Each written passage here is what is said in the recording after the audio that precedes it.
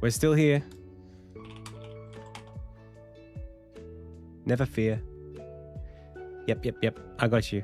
No worries, Mary Faye. I really appreciate you letting me know. Welcome, everybody on YouTube. Sorry for the delay there. The uplink didn't quite go. But now it's ready. Okay. So, yeah, I submitted the game to a publisher last night, and there is no way for me to know if I did the right thing or the wrong thing or whatever, but I know I've put work in. This is like an extreme, what's the word? There is this extreme feeling when you know you've done a lot of work leading up to this point and you want to honor that work, but you can't feel any of the work because it feels so distant. So it feels like you haven't done any work. That's what I was feeling. Today, I mean, I've got a bunch of stuff that I can be working on. I've been working on my website today. I have a consulting a little microsite that I'm kind of,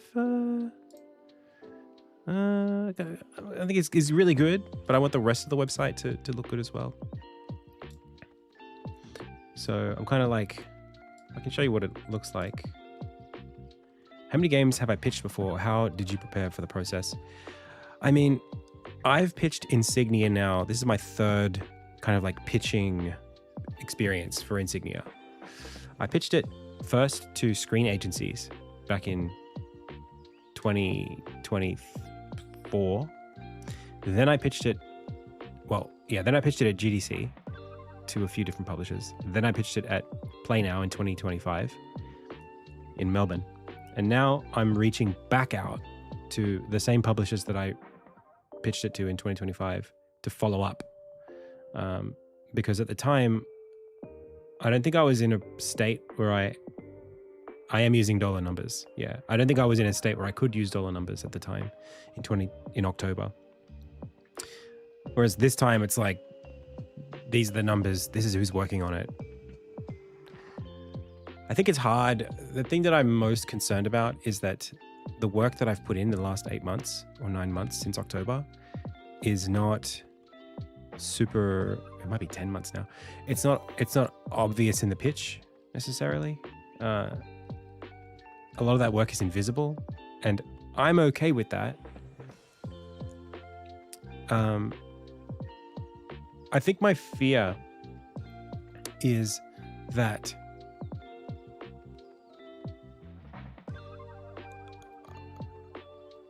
I'll be disregarded because I didn't do enough. They didn't reject me in October. There wasn't a rejection. It was like okay, send us your stuff and we'll go from there. And then I waited. There was no negative. I didn't get rejected by anyone. I just didn't feel comfortable going forward. I just wasn't ready to take the next step. So, yeah. A lot of it has been like, I don't know. It's not like fear of rejection. It's like fear of losing my one chance. I think what happens with this stuff is you go through the process and every step of the way reveals more information to you that you didn't know that you didn't know. So at the time, my internal timeline was, let's get a publisher now. But I did partner with someone for the pitch, yeah. So at the time, my thinking in October, or in like, this is like June 2024, June 2025, when I first signed up to this pitching event, it was, I want to move forward. We've done the vertical slice. That's what I said I would do. So now let's get a publisher. That's just what happened. But when it came to answering the question, okay, how much money do you need? How much how much time do you need? That is so much harder to answer for a project of this size, because there's so many knock-on questions that waterfall from that question that are, there's a big difference between the project is ready for a publisher and the production is ready for a publisher. The project's been in a great spot. But you can get a game published before it's even built. You can start with nothing, promise a game and get it published, and then build the production from there. But typically that happens when your production is already, you've got a team that already knows how to do what they're doing. They've already got a successful game. For me, I think what's really awkward about this game is that it's a studio-shaped game made by one person, and the work that I've had to do is all on the production side of like, how do I navigate turning the game into, how do I navigate building a studio around this game? How do I make that make sense and feel low risk for a publisher? And what's my role in that? How does the project have to change to suit new brains working on it? How will we finish it? You know, there's stuff there that's just, for me, I wasn't motivated to answer those questions or even ask those questions last year at a level of, what's the word? Clarity that I realize now that I needed. Particularly like in literally like September last year, like almost a year ago, I had kind of an offer on the table. It was kind of like a hey, this is what we're going to do. This is what we think is good for you. Of like it was like a $1.4 million ask being made on my behalf. And I was like, that's so much money. I don't know what to do with that money. That's way too much money for this game. So I turned it down. Now I've taken like a year and I've come back to like that same number. But now I know what I would do with the money and how I would spend it. And actually it's like, well, the game needs that now. You won't be able to ship the game you're trying to make unless you have that,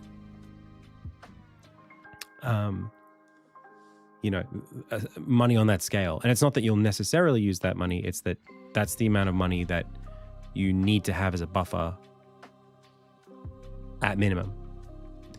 No, I don't think of it as a missed opportunity. It wasn't a real opportunity. It was like an intermediary, like a middleman, like an agent who was proposing to pitch that on my behalf. And I was just not, like, as the director and business owner, I would not have been able to adapt the project. This is the problem. Or not the problem, but like, this is what I think, or how this relates to me. So like, there's like two things that need to happen, right? Like the game, I always talk about this like scale of like the game's quality, right? Like its marketability is going up over time. But there's another like plot that you can do here, which is like, who needs to be on board making the game for it to reach these levels of quality? Like to make a game that's going to bring in like of this kind, that's going to bring in like this amount of money. Let's just say it's like $5 million. Like you can't, for this kind of game, it went from like, oh, I'm just a solo guy figuring out how to do pixel art animation to like, I need senior pixel art animators working alongside me. And I need like a senior developer because now we're shipping on 3 different platforms and we're doing this and that. There's like so much more pedigree that needs to be involved in the project.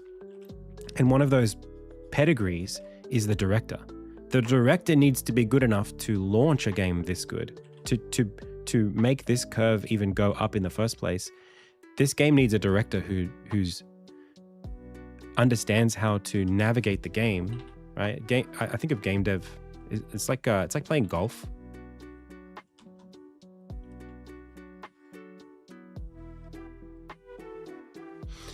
When you play golf, you're right, you get like a number of like hits and then you putt it in. And these points here are your like milestone, big playtesting opportunities for this kind of game. So like for me, like I feel like I'm maybe here, but like you can do most of your shots. You can lose them putting. You can like putt. That's 3. That's as much as getting here in the first place. So for me, my concern is like, when I pick up a publisher, that's when you set par, right? This could be a par 5, this could be a par 4, this could be a par 3, or whatever. We call it whatever we want. But if as soon as I say to a publisher, it's now a par 4, and I'm on stroke 2, I have 2 strokes left. I have shot in. You can't like redesign the game from scratch. You can't like pivot completely. You can't like change the team size dramatically. You're on, you've set par, right? So you have to make par, otherwise you're losing. So for me, this is about like, as the target has kind of like gone a little bit more,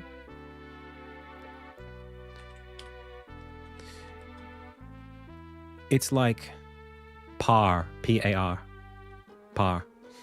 We say par in Australian. So in order to make par, that's so weird, man. You just called me out for my Australian accent. Yeah, in like once you set that par, you're constrained to it. And that's what I wasn't prepared to do in October last year. I wasn't prepared to say, hey, I'm this far now. Now I know exactly what I need to get the ball in the hole. That's tough. That's okay.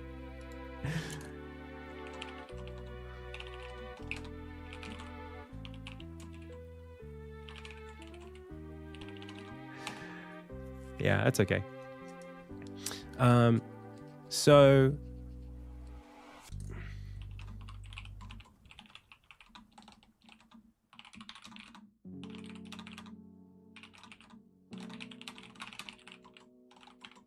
there you go. So in order for us to hit that target, my ability to estimate needs to be good enough. And that's what I didn't trust at the time. Right? It's like, do I know how I'm going to get from here to here? I know that I want to get there. And there's such a difference, there's such a distinction between the creative aspects of what makes a game, you know, capable of reaching those targets, and the technical production aspects. Like I know what the game needs to look like. I know how to like make the combat better. I know how to make the art prettier. I know how to make the animation smoother. I know how to make the boss fights better. I know how to do all that stuff, but that's not the question when you're dealing with a publisher or trying to release a game. It's not, do you know what needs to be done? It's, do you know how long it's going to take you to do that work and how much money you need to do it for the rest of the game? That's such a different question. Not like what kinds of things make the game better, but what's the end? What's the actual point?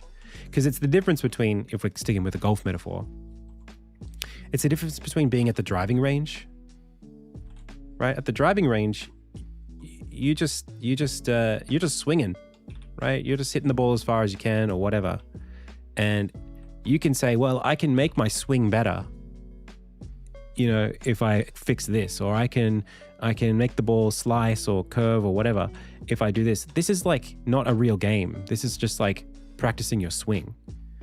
So you can build a great swing at the driving range, but there's no target at the driving range. There's just, you have as many balls as you want to hit and you hit them. Right? There's like the 100, 150, 200 meters. That's fine. But there's a difference between that and saying, I'm hitting the ball into this hole. So I've never done it before. I've never taken a game like this to release. It's scary. And the game's big. It's bigger than a lot of games that are made by a lot more people.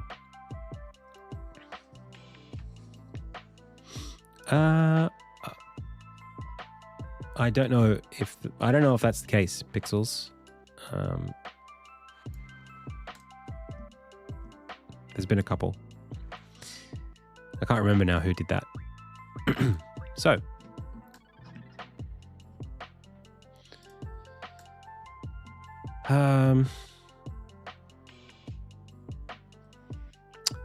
where are we at? Well, like, there are so many things that I can put more time into, but that won't make a big difference. Like right now, I think the demo is in a good spot. It's not finished. None of this is finished, but I don't need to change anything right now. So what I was going to talk about today was I'm starting a consulting service. This is to help cover some costs of Insignia, or at least my costs while I'm in this process of trying to get the game to like a funded position. I actually have like other kind of work that I might be doing that might mean that I don't even get to do this, but I wanted to advertise this because, well, it's better to have it and not use it than to have it sitting as a draft. So what is this? This is Up on Hill Consulting. This is a service that I am doing for specifically like semi-pro hobbyists trying to make it into a more serious position. We've done some of this stuff on stream in the past. This is basically like, hey, if you want more personal attention from me, there is a way now for you to do this. And yeah, that's a way for me to be able to convert some of the time that I have into runway for Insignia. So that's kind of what we're doing. I've had some help from a viewer of the stream, Dylan. He's been very helpful, helping me set up the page itself. This is live. I can post the link. I guess I will post the link.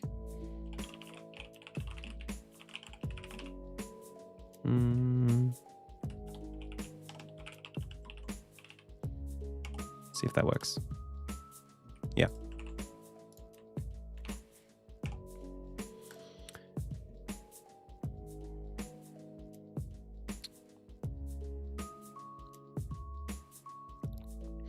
So this is like not designed to be as affordable as possible to as many people as possible.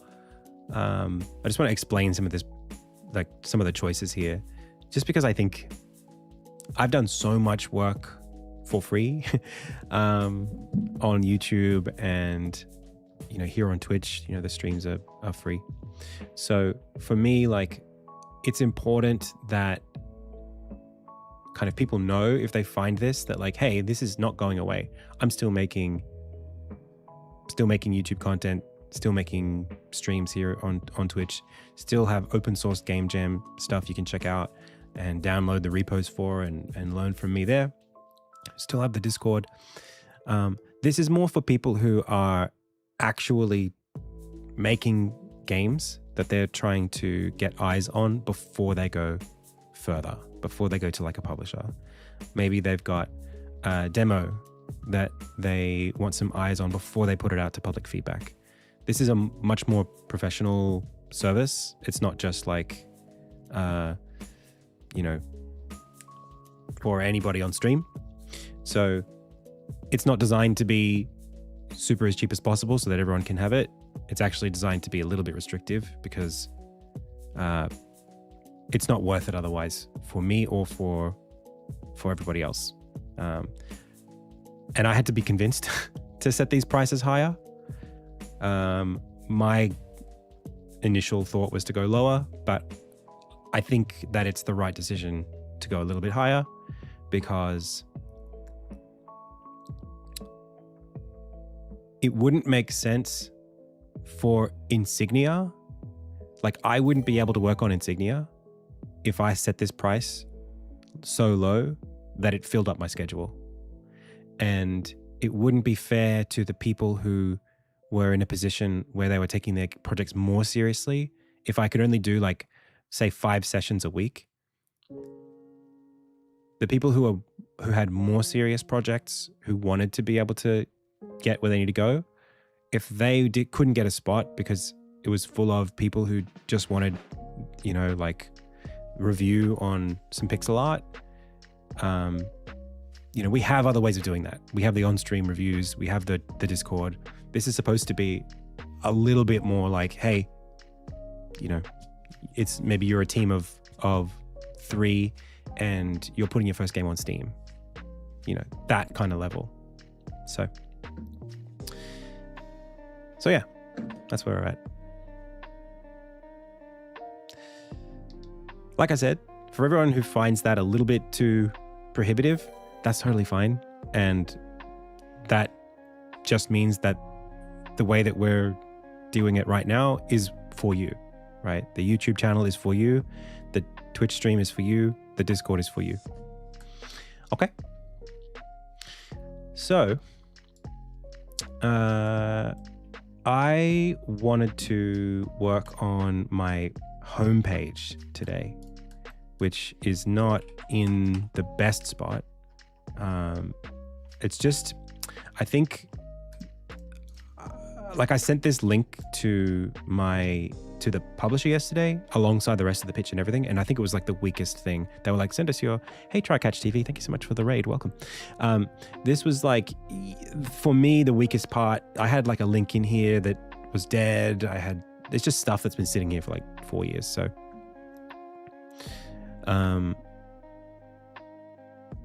So, I was thinking about maybe doing a refresh today. I don't have like a ton of time today because I might be going to a game dev meetup a little bit later.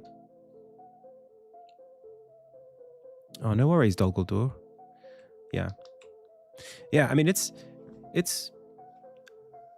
crazy.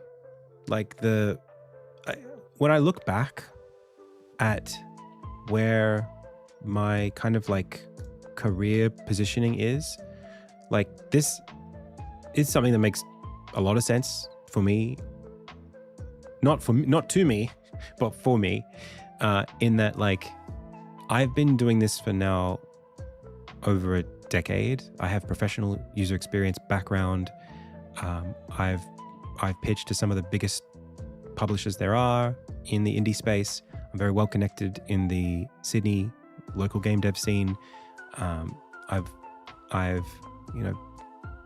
placed well in a number of game jams over the years, and all of those are open. I speak quite regularly at conferences, and I've given like a number of talks at universities about game development. I've been, I've got the YouTube following, I've got Insignia, like I've been doing this for a long time, and there are already people who reach out to me individually who are taking advantage of this service, even when the service doesn't exist. So if people are literally coming to me saying, hey, I want to do this, do you offer this service? Then I might as well advertise it. So, yeah. So, where this needs to change, I think what I wanted to do was maybe just redraw up the UX for the website. I'm just not super happy with it.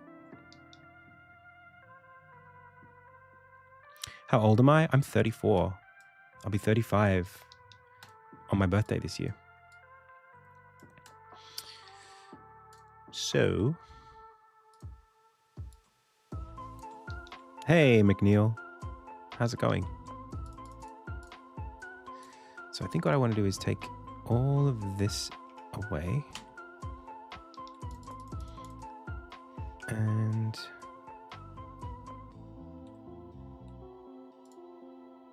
I think I'll keep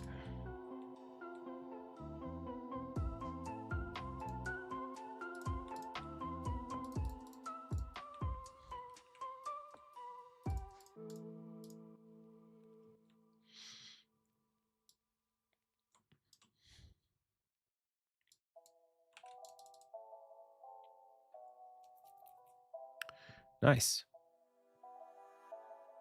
3 projects at once is a lot of projects. For sure. I don't know how you do it.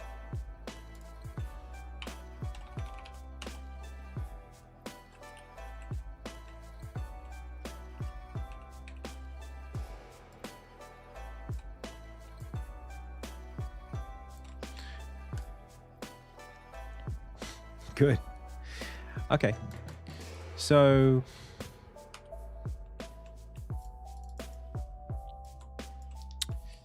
I kind of want to build the website out, at least the homepage out again.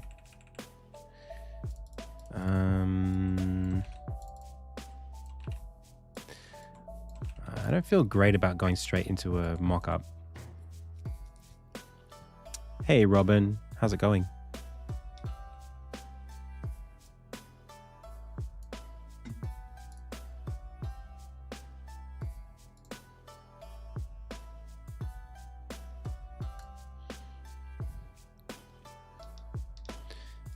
So let's just mock it up this way.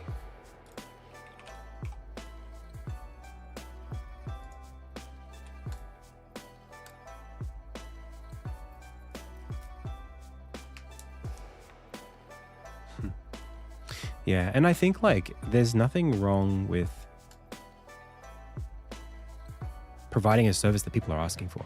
You know, that's if people are already asking for it, then that's what it's worth. That's how I see it. Like I can't tell you, you know, don't reach out to me, you know, don't reach out to me. Don't tell me what, don't ask me my opinion. So if there already are people asking me my opinion and reaching out and I'm helping them, I might as well tell everybody else that I'm doing that.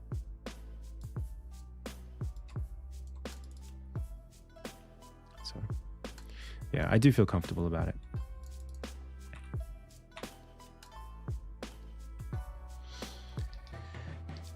So there were a few things that I wanted to do for this.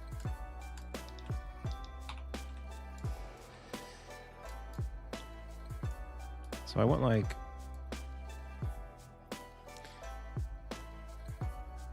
I guess just like a hero, and then what I like to do is you know, take each of these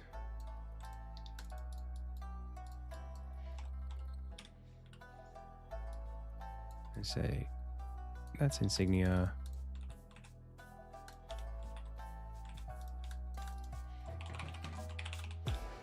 This is Indie Tales. Maybe Indie Tales first.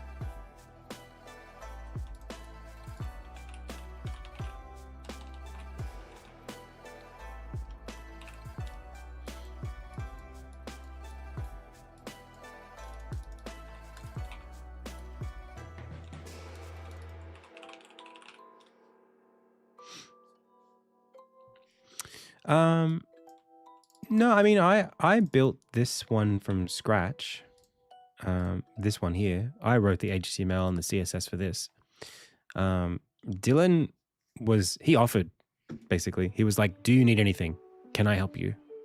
And I was like, well, I do need to touch up. I need to do this consulting microsite. So he's like, okay, how's this? And I was like, not too bad. And then so he used my website as a template for his first rendition, and then I brought it in here, changed it the way I would have wanted to do it, and then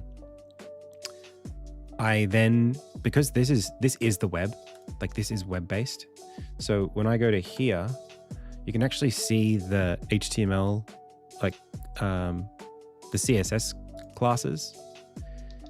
So then I used this to basically like update the repo that we've got going with the correct styles that I wanted based on what I designed here. So it was sort of like passed back and forth.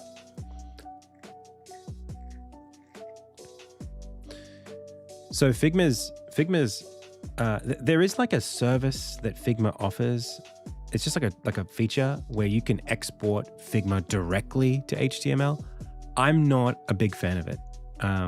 It apparently spits out really messy code because it's not, obviously you're not setting up the styles as classes. It's sort of just like divs in divs in divs in divs. And a lot of it's inline styling, I think.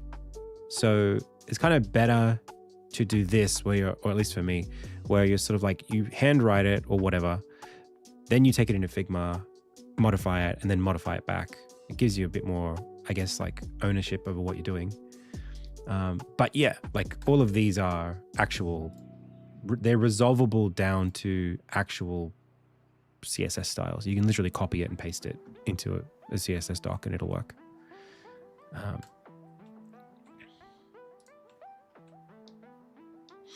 There's probably even a better way to do it. There's probably even, if I select this and grab all of it, there might be like a CSS export option for the whole thing.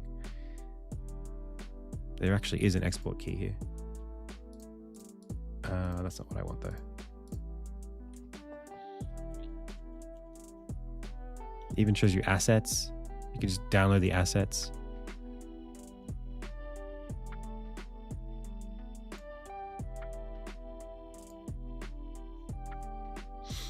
So it is very cool. I've never really used dev mode much. So my idea here is, it's really just to understand what I'm trying to build. So like in details, it's like, what do I want to show here? Okay.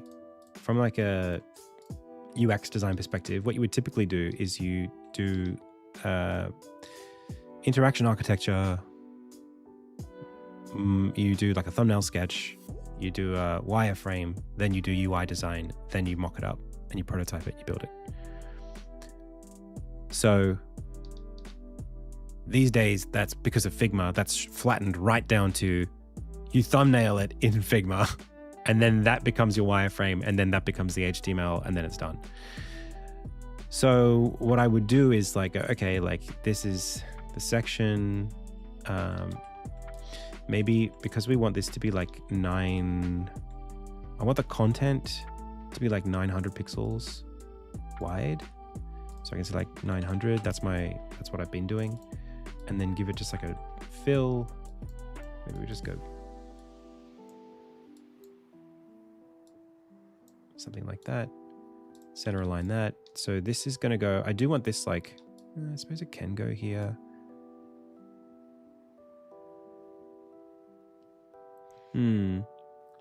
Let's have a look. I mean, this is like way too big. It's gonna be more like that.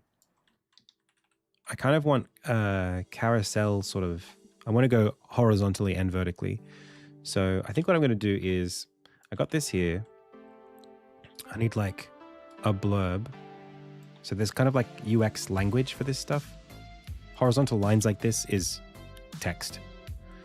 So there'll be a bit of copy describing what in details is, but maybe not before we have some kind of like image. We could do like a side-by-side. So maybe there'd be something like,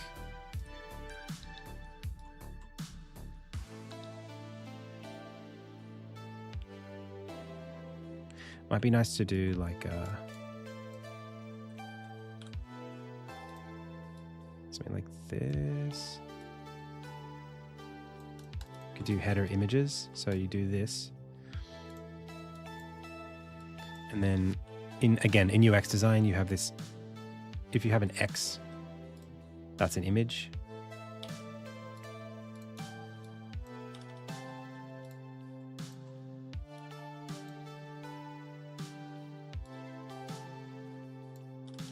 So you could do something like that.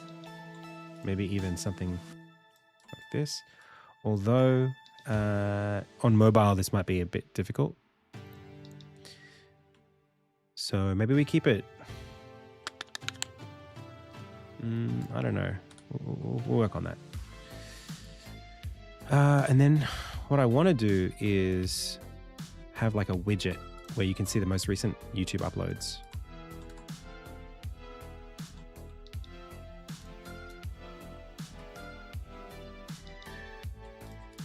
Maybe 3.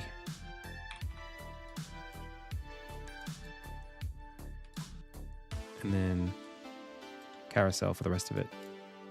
And I think this should be like 1200.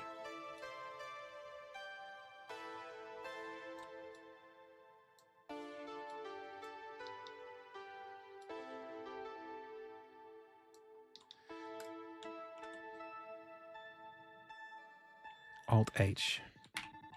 Sweet. I didn't know that existed. Okay.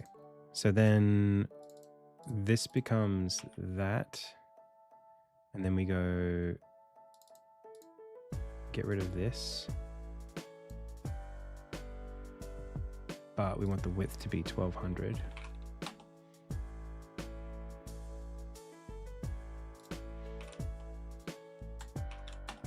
Something like that. And then I guess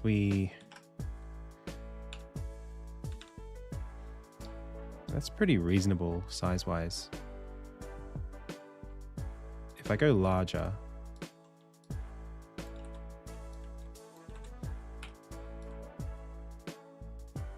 go to something like that.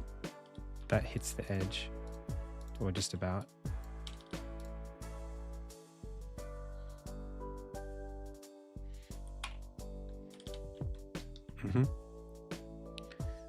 Hey Zeke, have I tried Stitch? I have not tried Stitch. Actually, I was been feeling a little. Is this what it's saying? Been feeling a little frustrated recently. I was helping out some friends set up a like a local festival, and we were just doing like really early kind of like web design for the landing page for the festival. And I helped them out with like a logo and layouts, and it was all manual. We were using Framer. So Framer is a lot like Figma. In fact, we were importing stuff from Figma to Framer directly, where it's just like a web-based WYSIWYG site builder. So we had a template, and then we adapted the template, added our own components. I was doing like basically front-end web dev for this thing. And it launched, and there was like weird backlash from people because Framer has got like an AI agent tool now. Like literally as of like a month after we started working on it, they released this tool. And people were like trying to boycott the festival, which is it's literally being put on by the community, for the community. It's like for them, it's by us. You know, it's not a paid thing. It's for free. It's all unpaid work that's being done. And these people were getting upset. I don't know how many people were causing this ruckus, but they basically threw out the website to appease these complaints. Again, not because the work used AI, but because the service that we used to build the web page has an AI feature. It really, really annoyed me because I personally put a lot of work into that.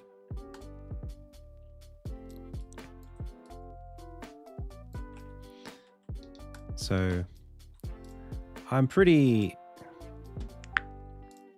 I don't know.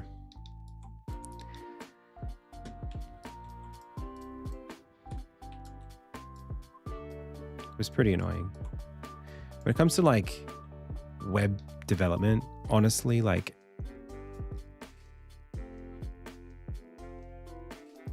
if there's ever going to be a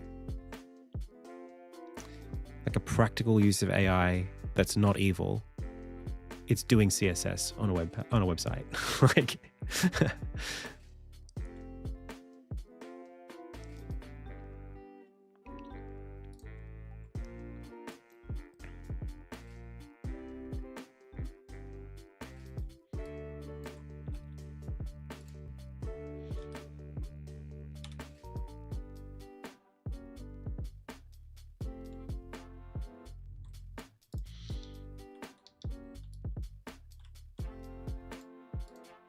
Because CSS is already evil. Anyway.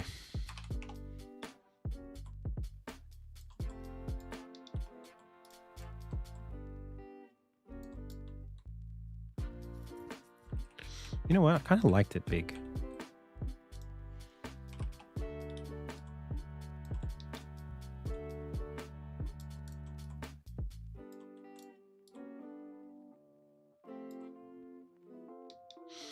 Yeah, pretty sucky situation.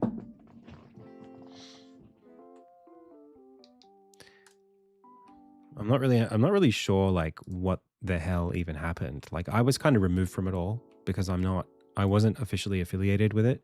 I was just helping my friends out. I was just trying to like do some like free work for my friends. Because I care about this community and I care about like the stuff that gets made here, and I want there to be more events on. I want to be able to support people's creative work. Just as I hope they support mine.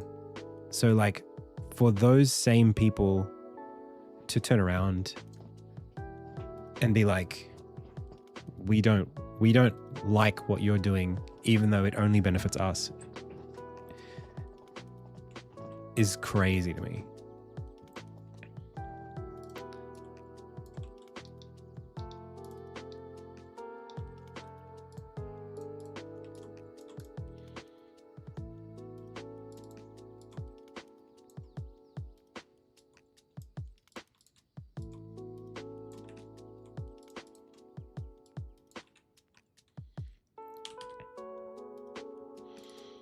Maybe it could be more like,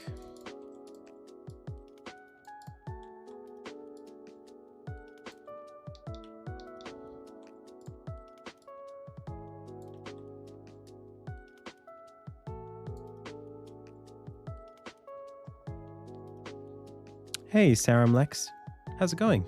You're welcome.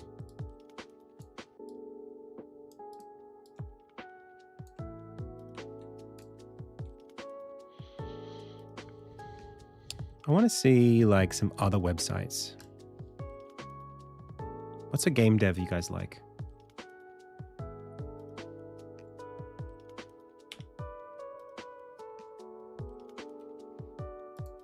Who you like?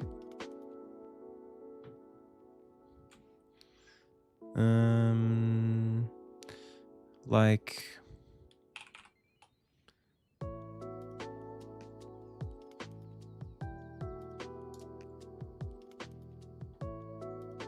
Adam C. Eunice. Game Maker's Toolkit. Hey, he does consulting.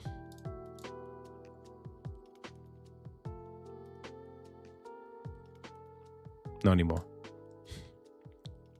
So this is very like this on the left, that on the right. If you shrink it down, you get that and then that.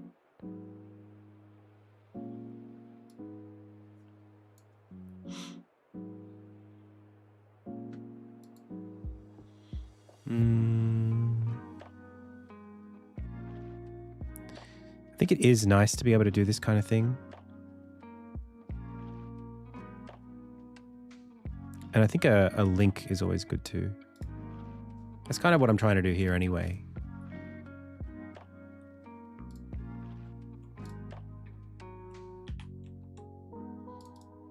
If the image is large enough.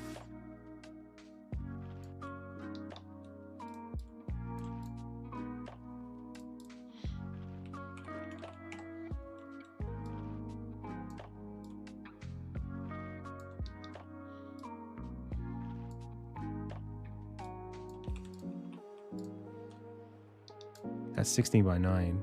That's what these would have to be.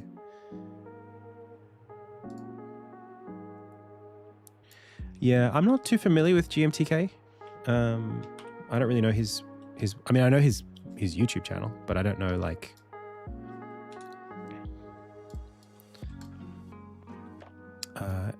Other than that, I don't know anything about like his games or.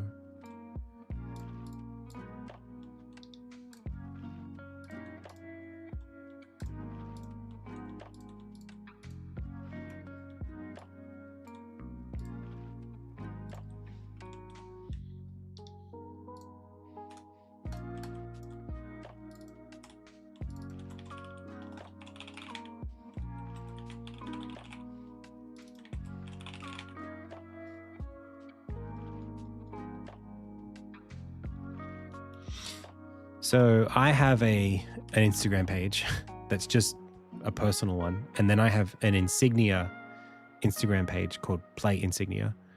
But I'm not really active on Instagram like as Adam C. Eunice. No.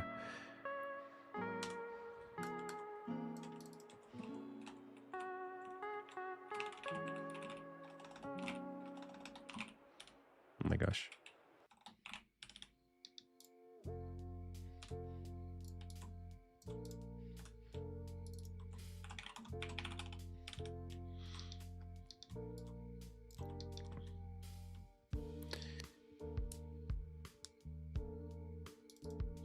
This one, I feel like...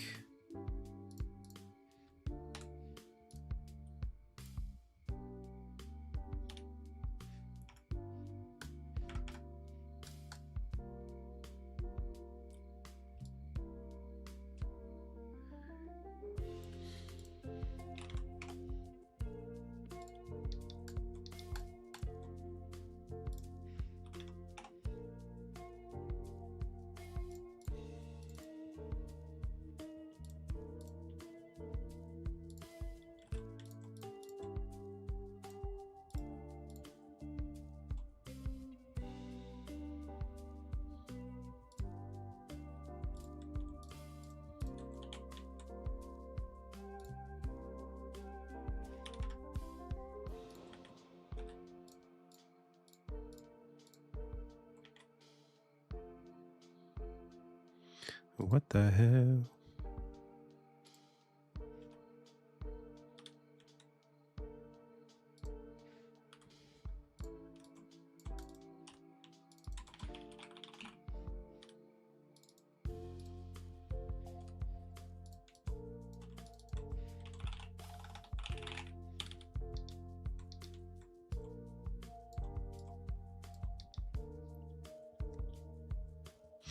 That's okay. And then game jams. Wait, that's the center? It is. So this can then go fill. And these can hit the end. And then I'd want to do like a bunch of squares.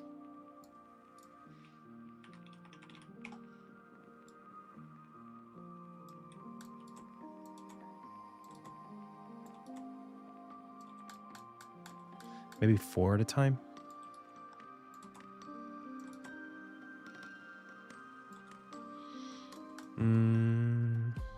Yeah.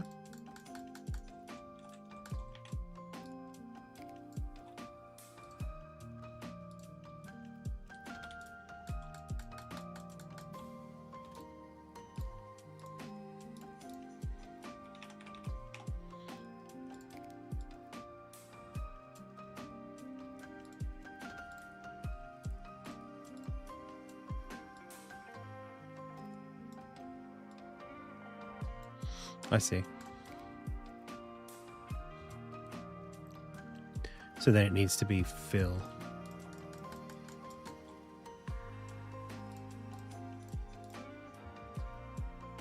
But then also be lock aspect. So 160, 160, lock aspect, fill. And then I can do this.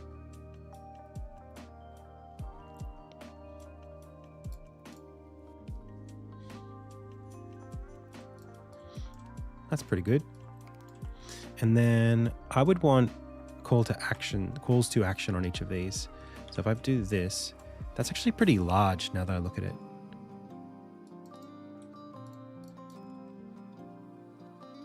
Would I go smaller than that though?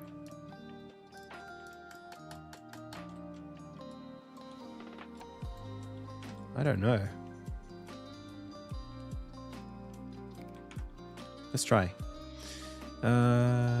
So if I go to the images and I grab, actually they're already on this dock.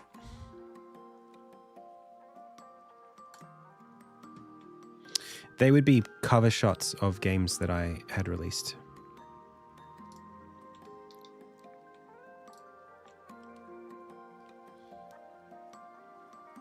So, for example,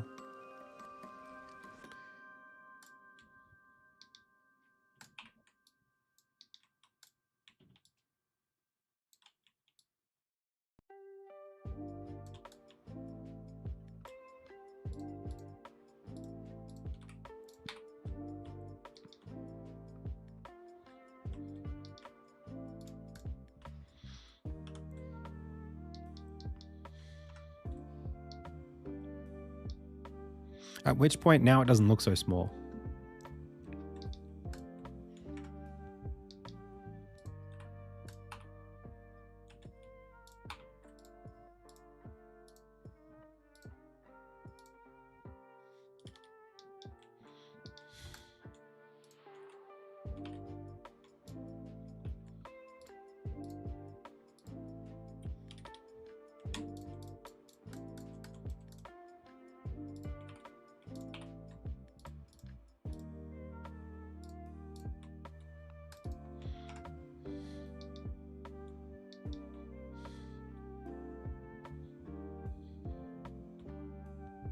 And maybe we make them 4x3 instead of...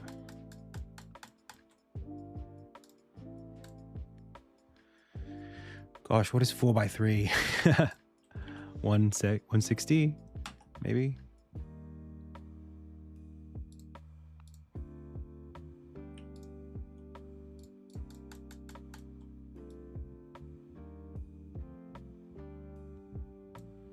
Could work.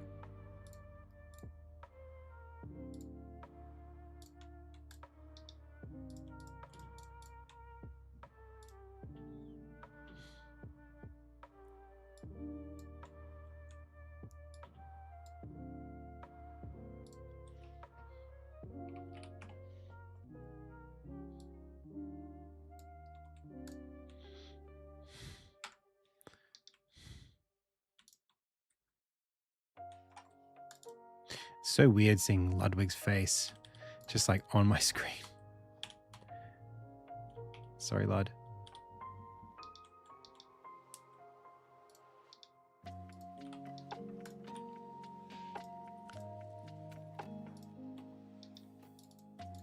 Yeah, I kind of want to give them a bit more. Yeah, it literally is. It was for his jam. So, Coots, Coots, is the name of his cat, or Cutie Cinderella's cat, and I made a Smash Brothers clone in a week, and Ludwig was the final boss.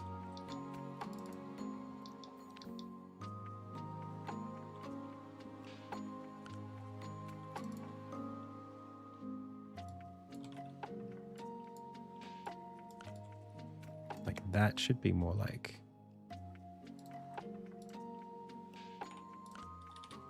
that, but then that's fine, I think.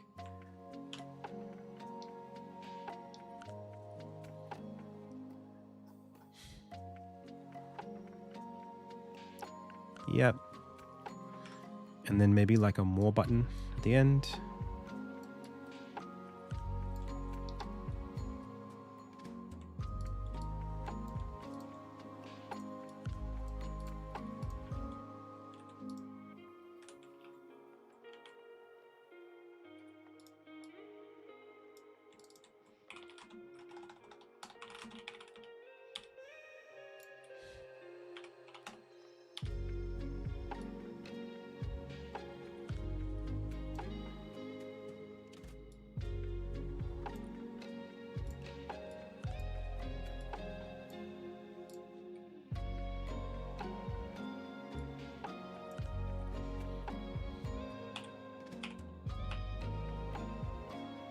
How can that be the middle?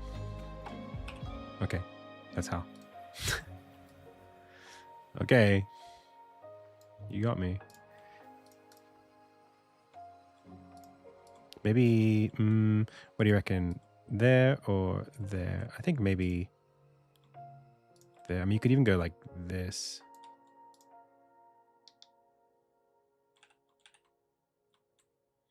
Unless you do something cool like this.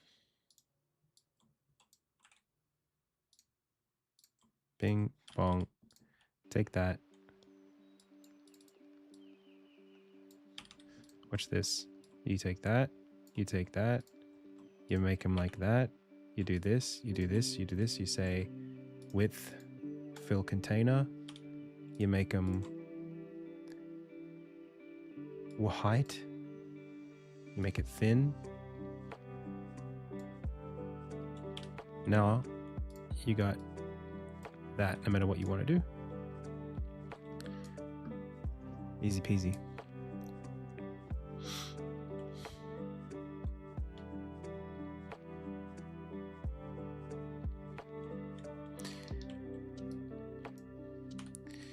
Okay. That's way better than whatever I was doing before.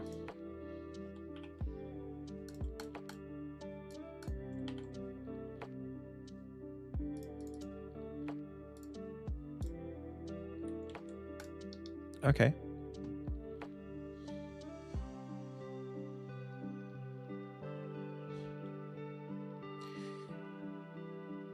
I do think there should be buttons for each of these things.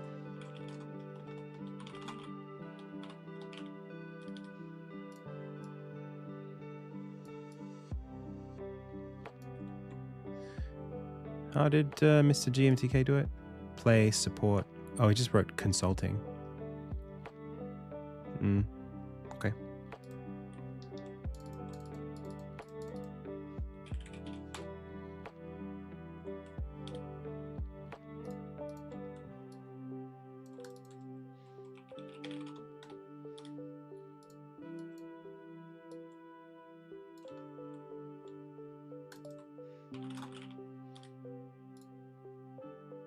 I never know with this stuff.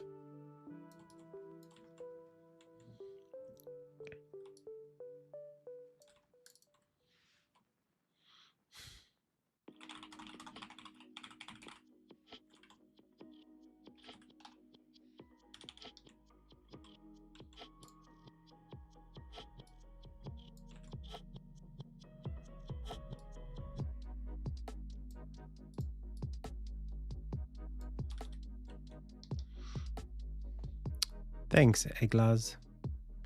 Do you use a pen display or a drawing tablet when creating your amazing artwork? I use a drawing tablet. I've only ever worked with a drawing tablet and recently bought a 27-inch 2K Pro Art monitor specifically for my work. How have you found it, Sarah?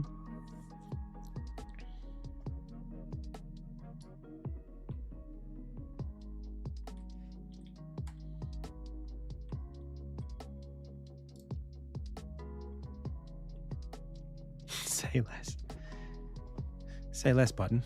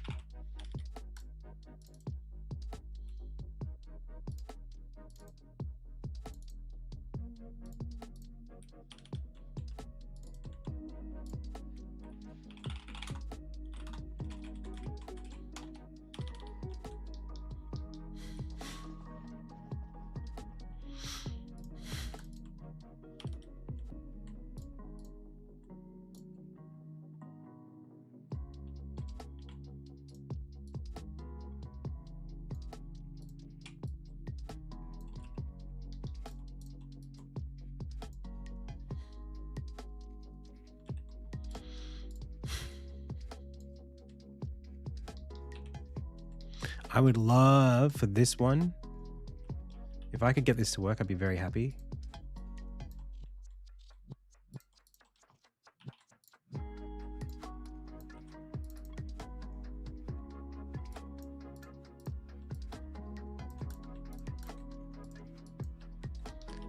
to be my live stream.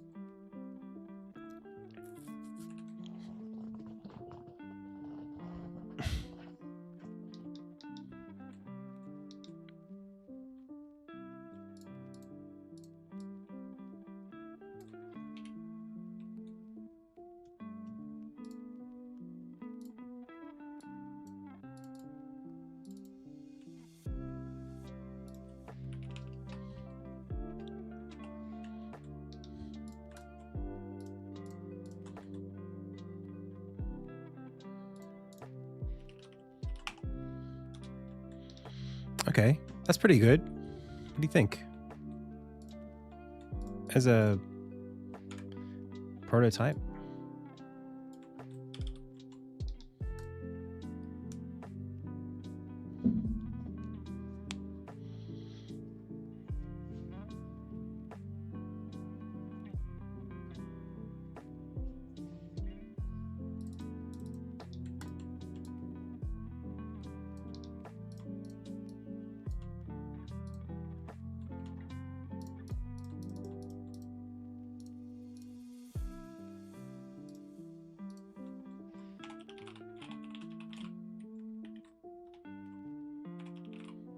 It doesn't matter. Footer goes there.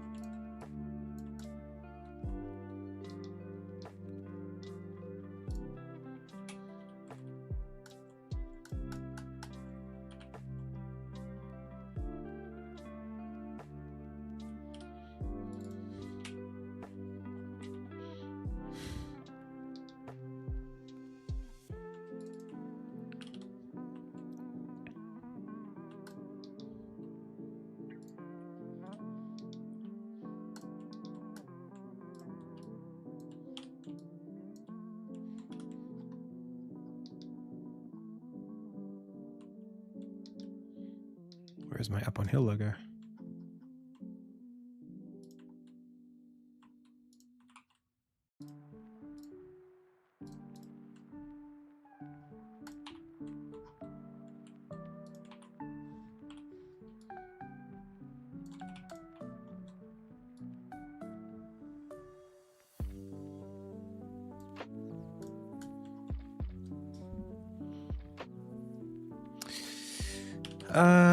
Oh man, I mean, you learn so much stuff over so much time. It's such a gradual thing. I mean, I've been doing this for how many years now? So I'll give you like the short version. I'll kind of like do a flyby of my life. Okay, ready? When I was a kid, I really liked drawing. So that's where that started.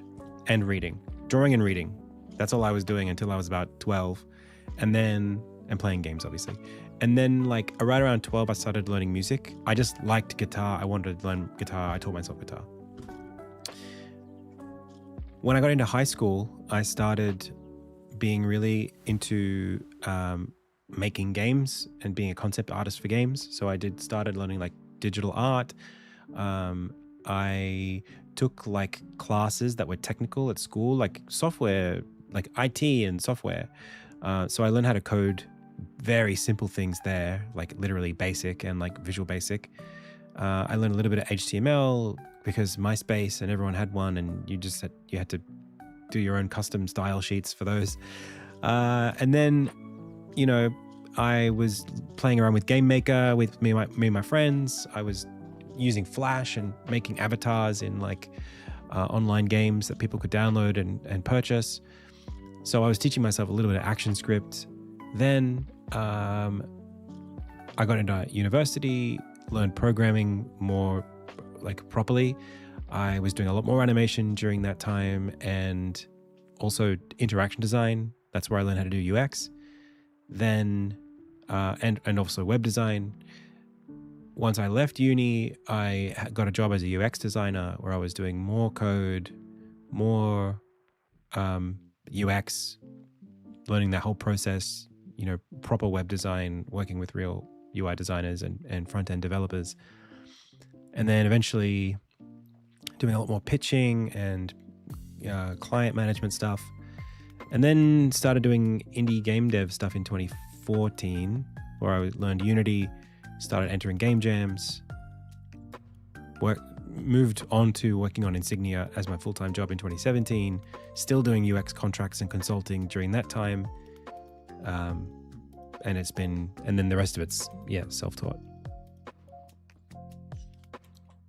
So like the web stuff I picked up between 2006 and 2012. That's like the extent of my web knowledge. Like I kind of know about Node.js. I know about like NPM and MongoDB and like Python and stuff, but I don't use much of that stuff. I just do static stuff because it's straightforward and I know how to do it.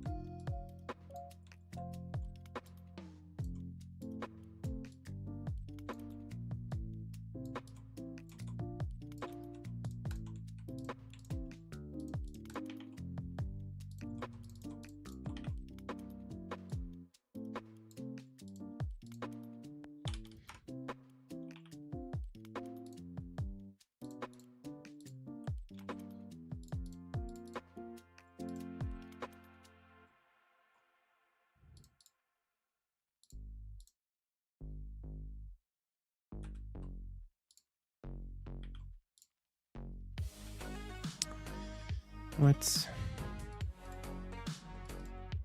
Oh, this is not in that.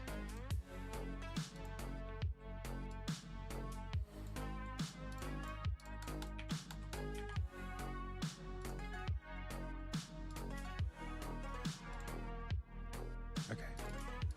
In which case now I can do this, make it fill, do this, make it fill, do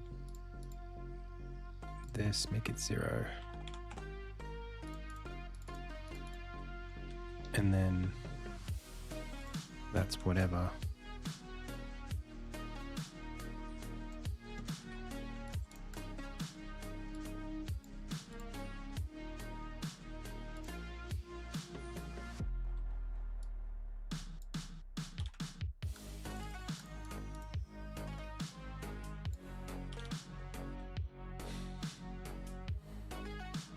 Yeah, I already have mini boss fights in Insignia.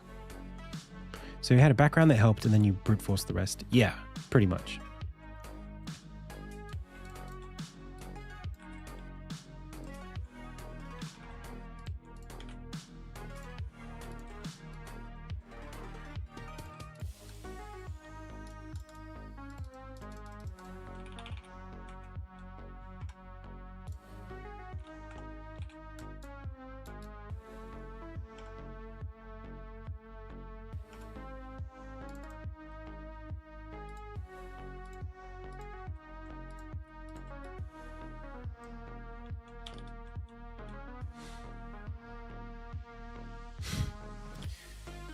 I don't know. You can figure that out.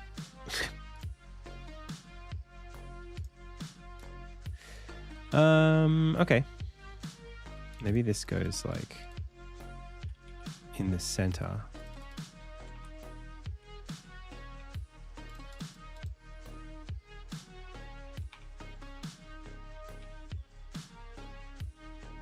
No, I kind of like it at the top.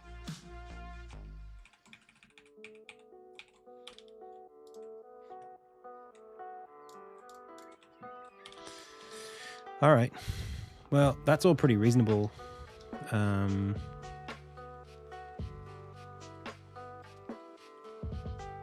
Working on a web page tonight.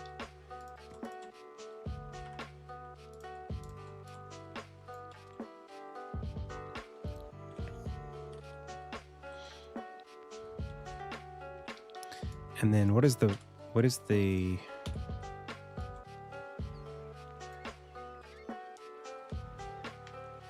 maybe there's some more like contact at the bottom. That could be interesting.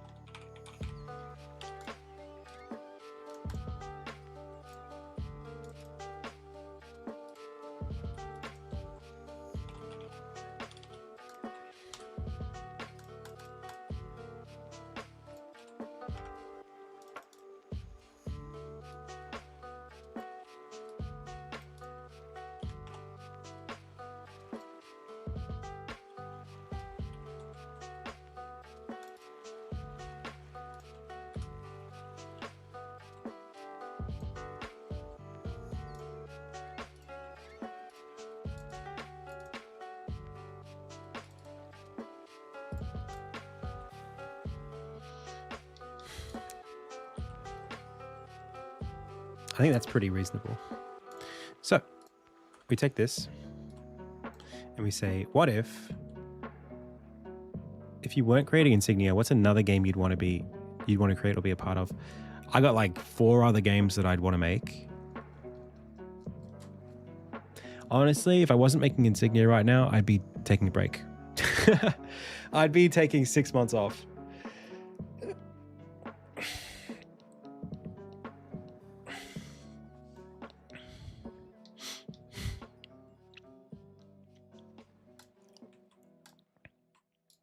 So this is then what happens if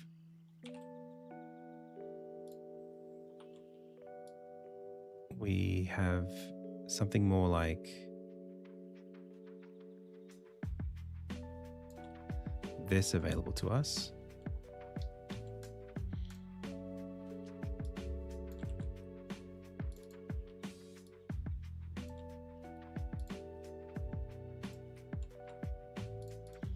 We lose this.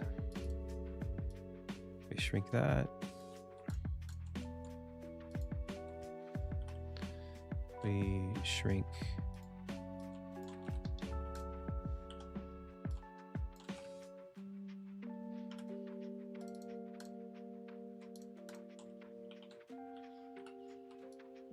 that till it hits there. Bring all this up.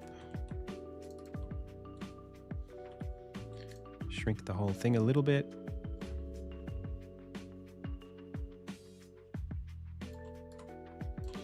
But then this all becomes stacked vertically. Anything horizontal becomes vertical.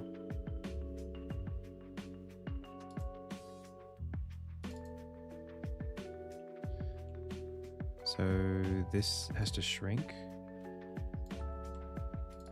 And then this becomes that. And that, and that, and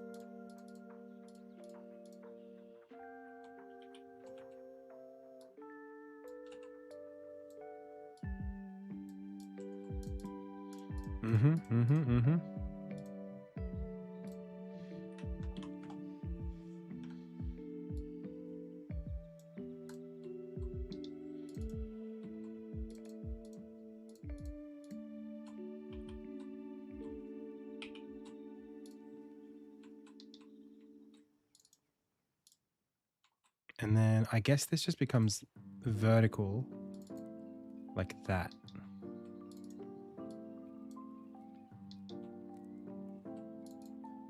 And I'm not sure if I put the text above or below it.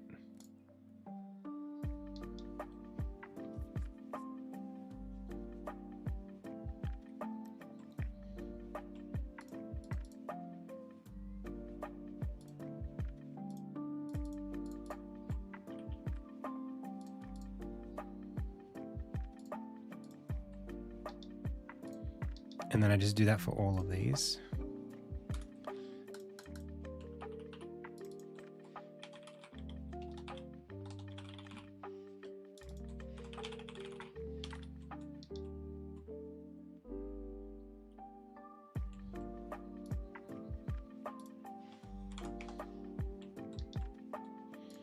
And then these ones become 2 auto.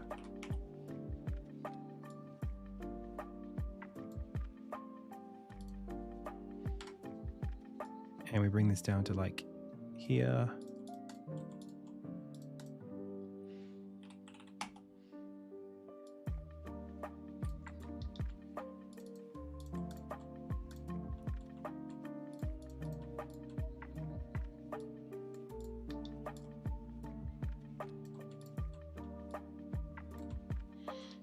Cool.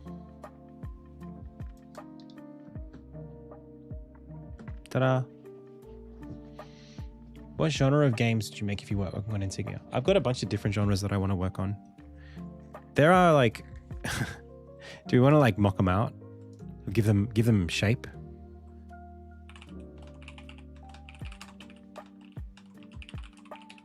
Future projects. Okay, first one is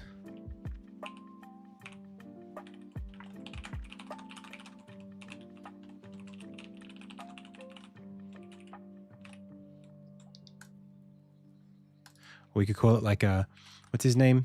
Ueda. So the first one is an Ueda-like.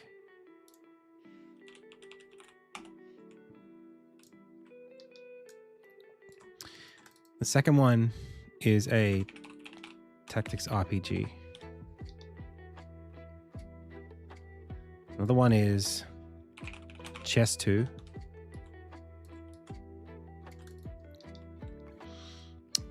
What else?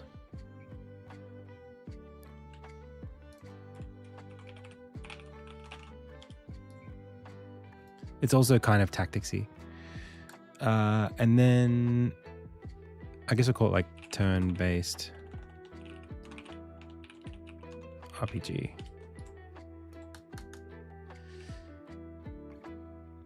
I mean, that's pretty much it. What else would I work on? I had something else at one point.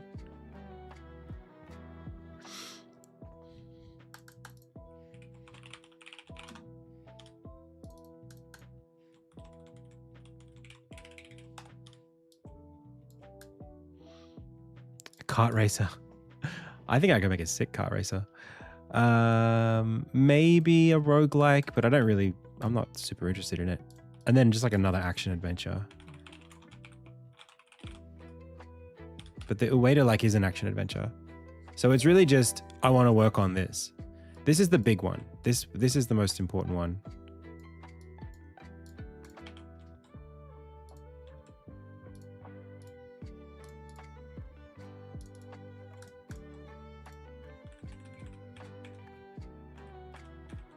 There is also an idea for a life sim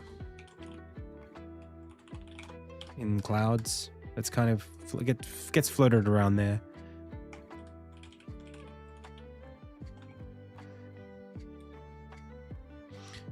This one actually I came up with it the other day. Oh, like casual fighting game.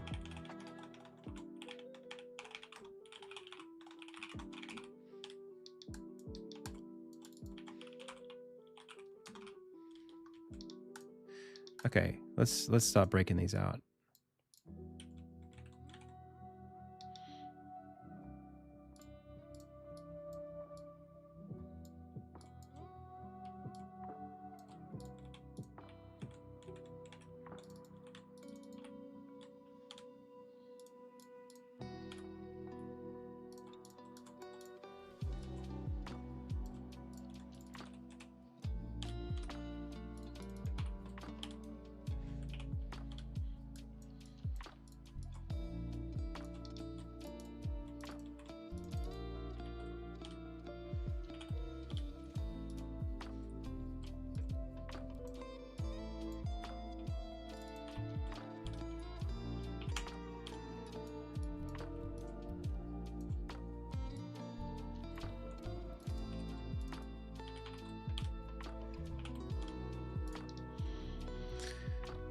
Ueda. Fumito Ueda. Made Shadow of the Colossus.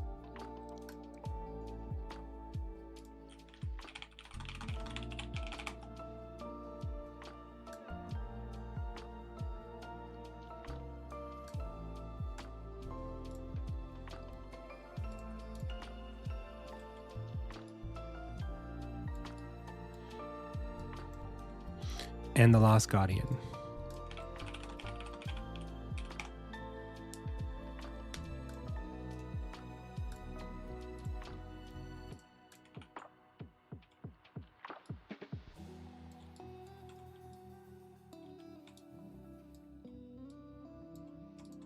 And Ico. Yeah, it would be 3D.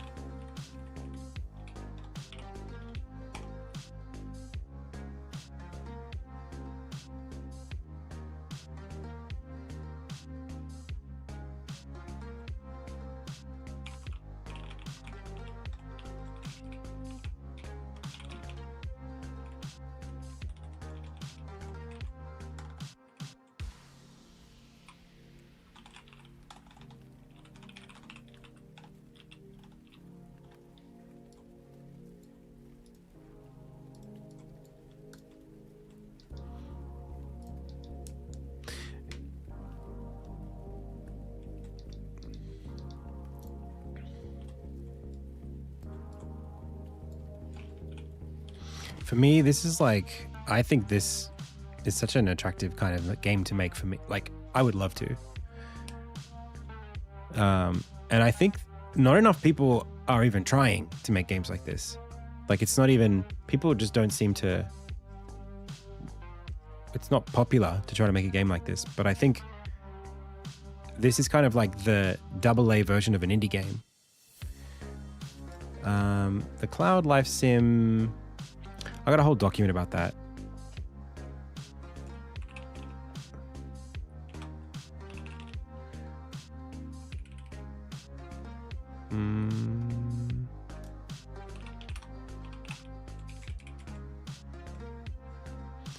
Death Stranding. I have not played it.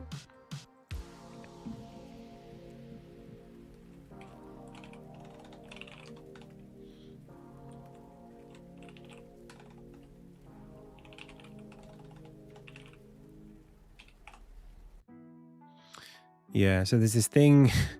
I call it Project Portland. We'll call it Project Portland. Project Portland is like my... It's kind of like you take Minecraft, you take like Animal Crossing, and like Newgrounds, or like not Newgrounds, like I don't know, like it's basically a, or maybe Roblox. It's like Minecraft, Roblox, and Animal Crossing. So you're building out, you have like a little island, and over the course of the game, it's a floating island. Other islands get like attached to your island. So you're building out an open world for yourself. And on each of the additional module islands is like a new mechanic and a new type of experience. And then there are other players and their islands can attach to your island. So you can have people kind of like visit you by having their island docked to your island, and then you can run around together and play mini games and trade stuff. And so it's got like there's like a little bit of a Valheim-y Minecraft thing to it, but it's also like multiplayer networked thing. Sort of like there'd be NPCs as well, like sort of Stardew Valley style. And they might visit as well. Like you'd have NPCs that like show up for like a week and then just they go on their way and drift away.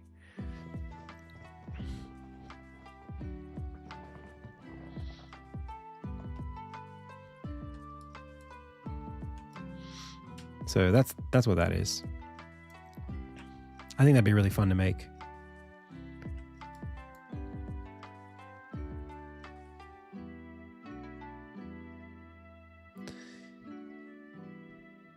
This is no, I mean Pocopia. I know Pocopia, but this concept is from like 5 years ago. Yeah. This predates Pocopia. There'd be less of the terraforming, I think. More Animal Crossing style. And you would have like mini games where there's like there is a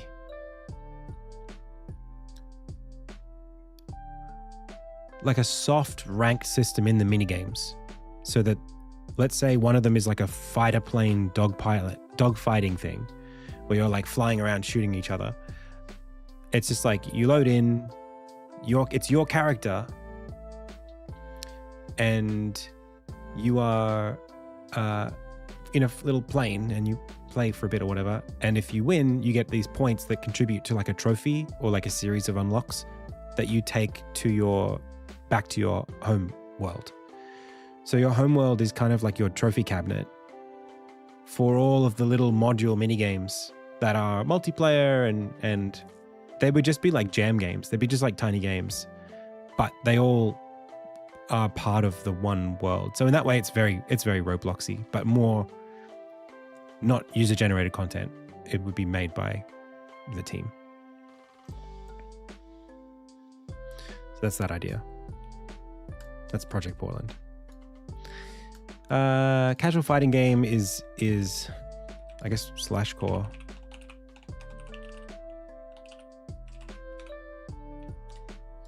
Which I sort of started already, but then left. I think it's still a fun idea. I like the idea of making a tiny fighting game. The tactics RPG is, I think we call it Circle of Fifths, my brother and I. Let's see if I can find that one.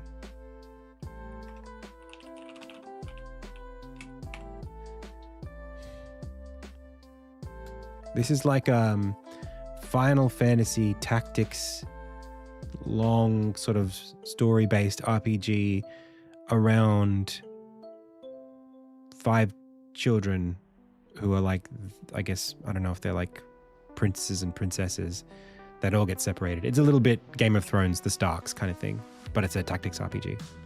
And they'd all have different classes, and they'd all go a bit Octopath. You know, they go off in different directions and have different side stories.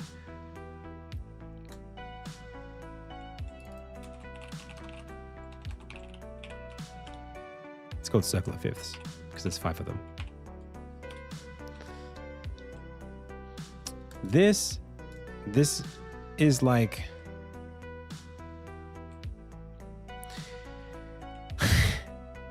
also this is kind of like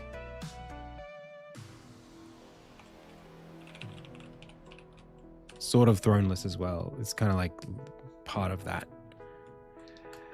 But I think let's keep Throneless as a separate thing. Let's call Throneless a different tactics RPG that I'm making.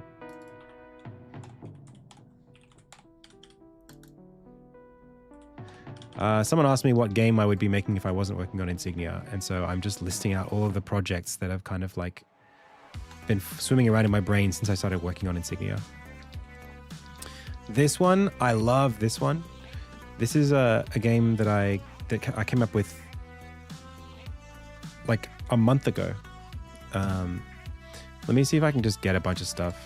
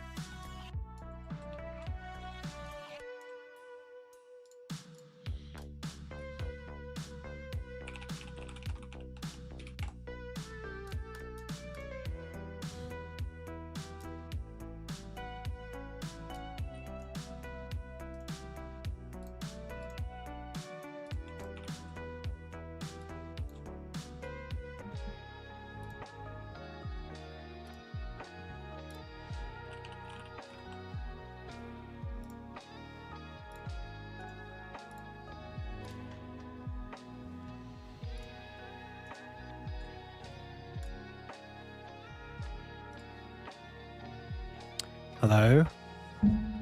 We back? I lost your chat.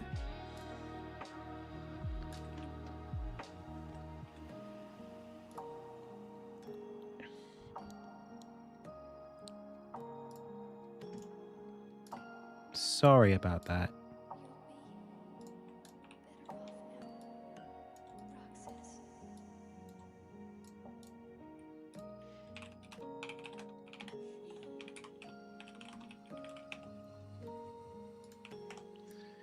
That was a big major F, yeah, for sure.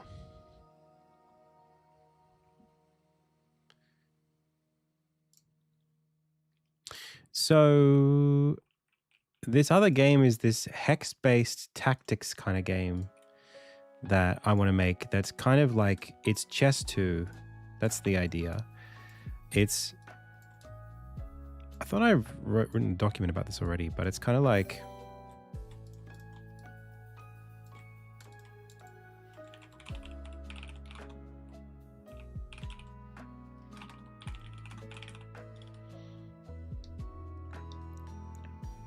hey, thanks for the follow.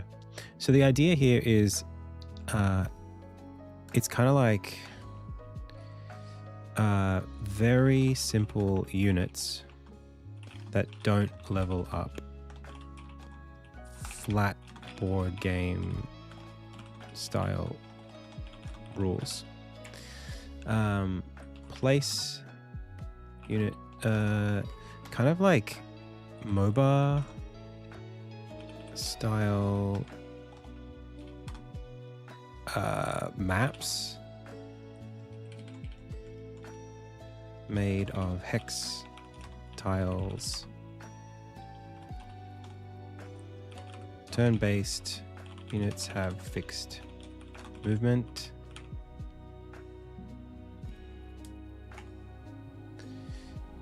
What else? And then competitive elo based elo scoring system.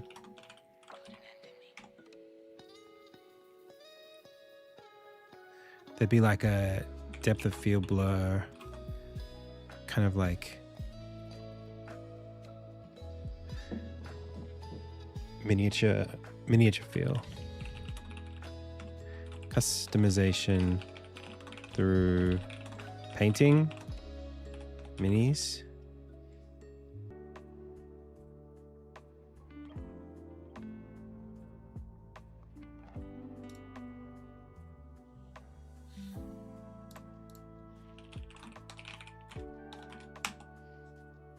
We're back again. Hello.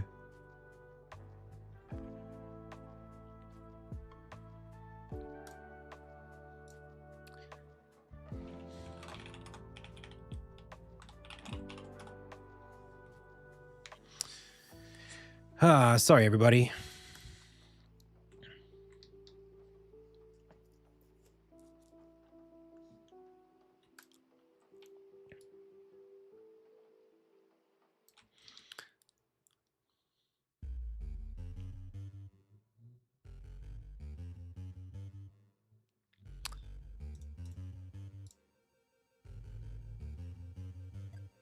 Okay, we're back.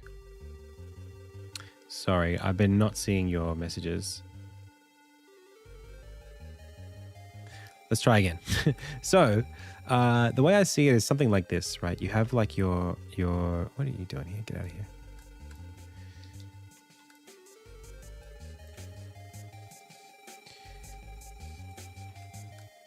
I'm imagining something like, even like, something like triangle strategy. Yeah, this kind of situation. But the tiles are a lot bigger. And your units, you would have like maybe like 3 types or three to limited class types. So you would have like ranged, maybe there's like archers, spears, and then sword plus shield, and then hero or something like that. You'd have like one sort of like tanky mounted unit. And maybe they'd be worth points. You would have like a spawn. So you have like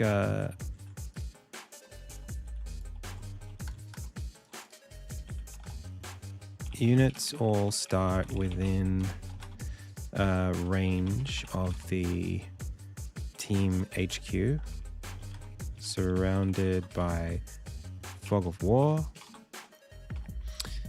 Units cost points to place, which can only be accumulated by completing objectives like securing resources,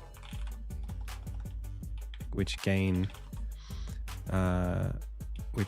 give points per turn, defeating enemies, defeating opponent units, or there might be some other thing, I'm not sure.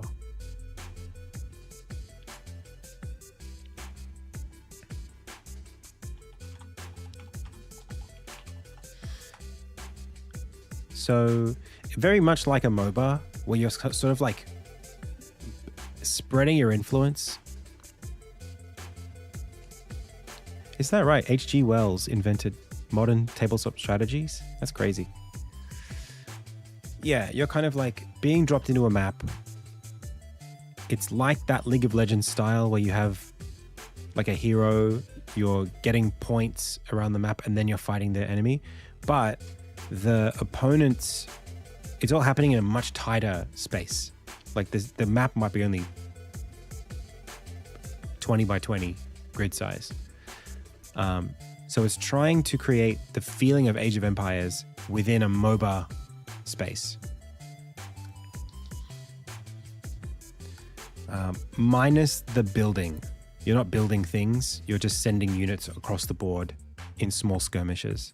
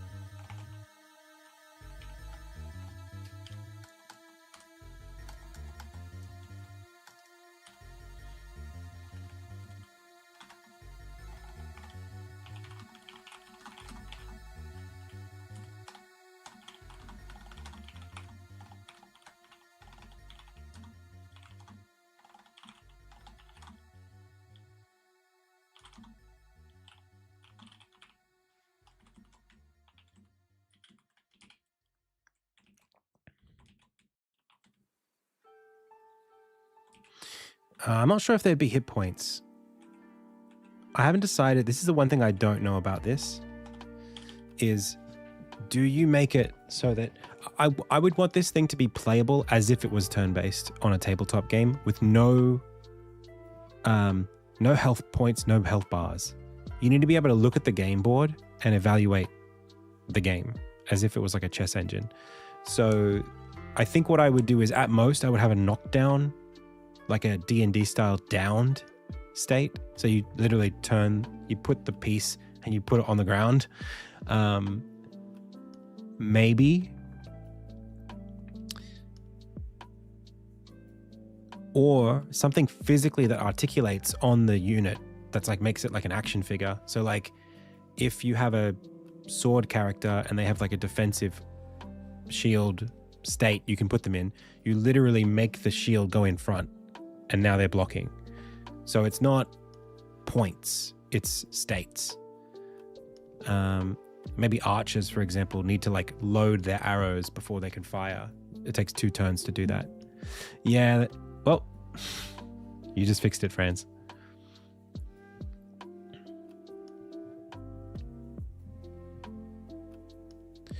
So, yeah.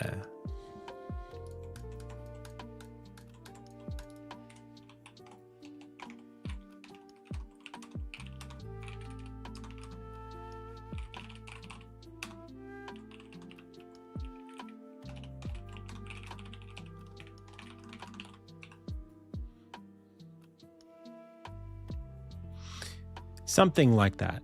Maybe you could do something like that.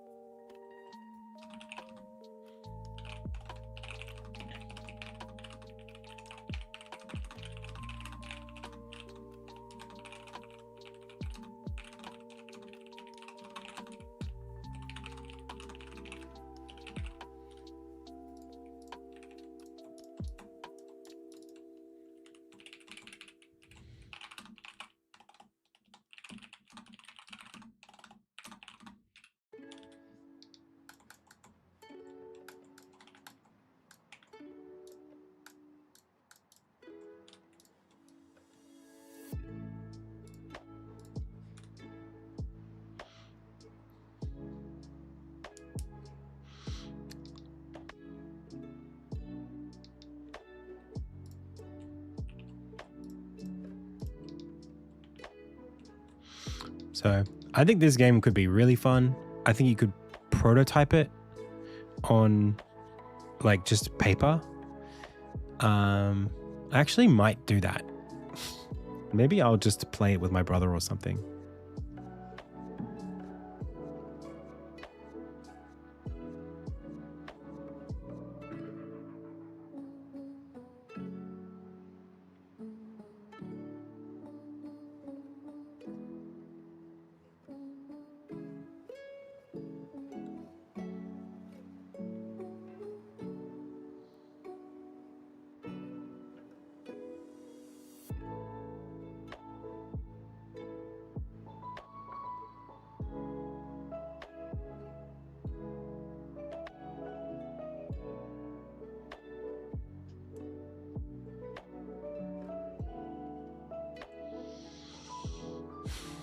I haven't played Banner Saga.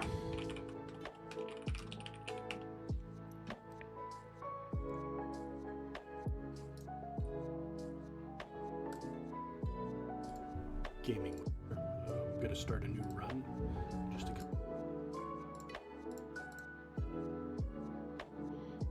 Whoa, this is cool.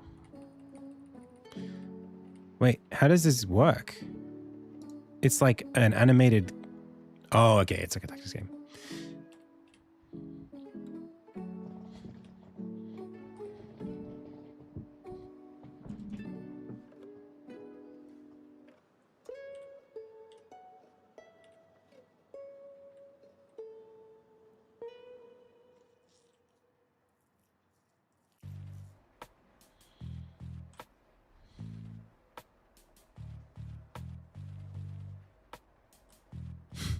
That's cool.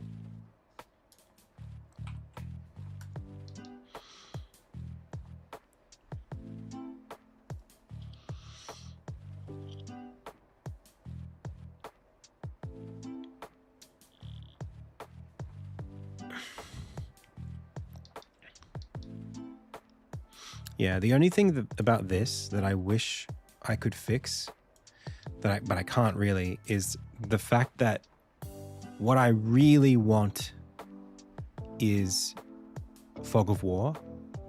I really, really, really want Fog of War, but you can't do that on an actual tabletop. There's just no practical way to do that. You need basically 2 versions of the map. But I think so. It has to be a video game.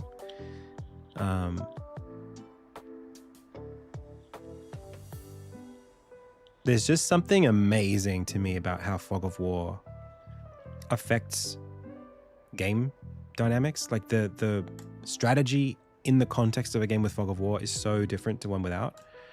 Because what the idea behind this was like, I want to make chess, but I don't like that the opening of chess is what makes it so rigid. Like, because there are established openings, because you know what your opponent's doing from move 1. So if you don't know what your opponent's doing, you just have to do something. You just have to assert yourself into the map, take space, do something. Hey, cool gamer.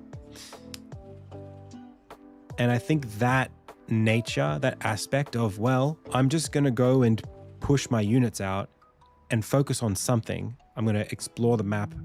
There's a bit of like gambling to it. You have to sort of make a calculated risk. It's even like a scissors, paper, rock thing of like, do I put all my units in one direction? Imagine the map is something like this. Oh, dude, you massively got me on like a tangent here, but I'm really interested in it. So the idea would be something like this, like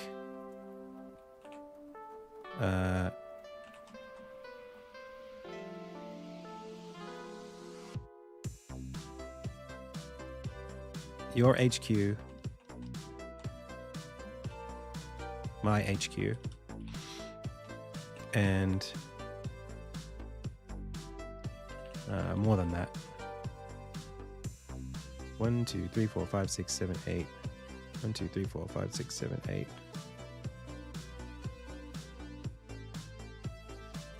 That's not right either. Like a square here would be maybe like this would be 1 hex tile.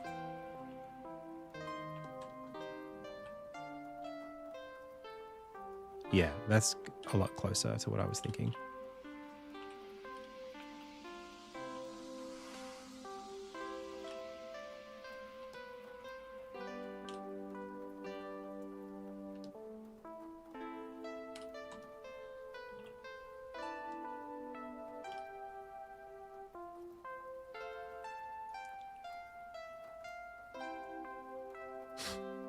That's so cool how that works.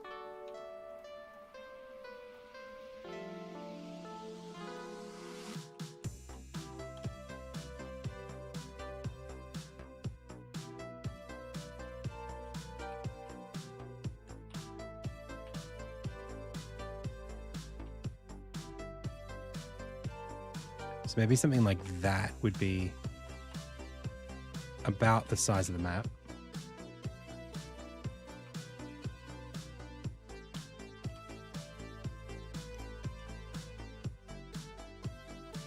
But the map itself would not be uniform. It'd be something kind of like this.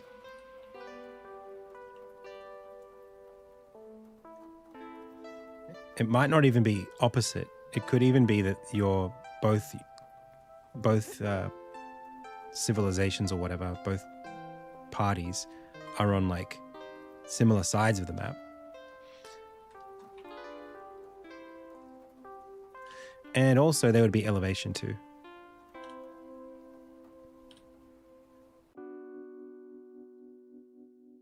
So you could have like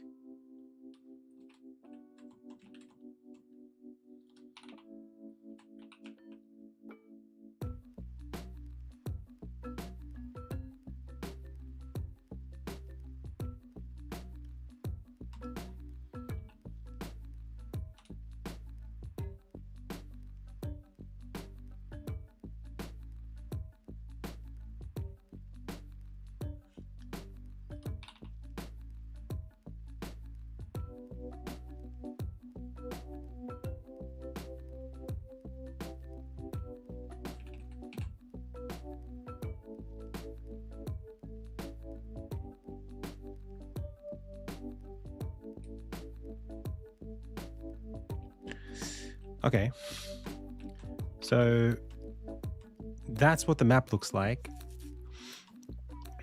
And there would be like kind of objectives across the map. So there'd be points where they're kind of like resources, like in Age of Empires. So there might be something that's like you would have it be generated so that there's always a close resource or two to each civ, and then like a few that are in like contestable areas. So your goal is to, like, maybe that's a bit further out, secure your resources and then move on and take the contestable ones.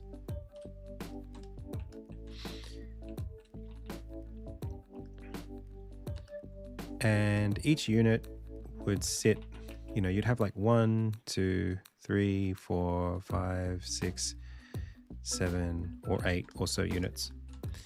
And you'd be able to sort of take them around the board. So you could send them all off down one lane, or send them off down another lane, or split them into two parties, or have everyone go in different directions. And it would have this, I think is it shogi? In shogi, when you lose a piece, I think you can get it back. There's like a respawn kind of system. Is that right?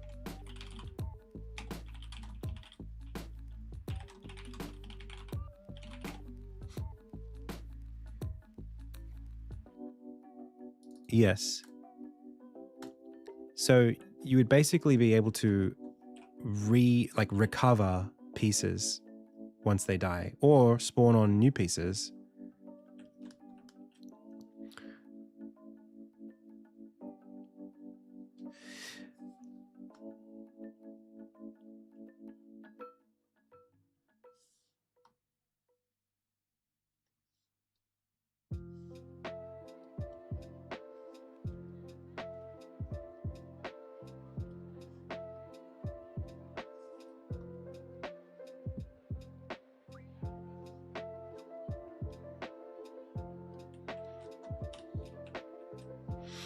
Yeah, unit promotion is really cool.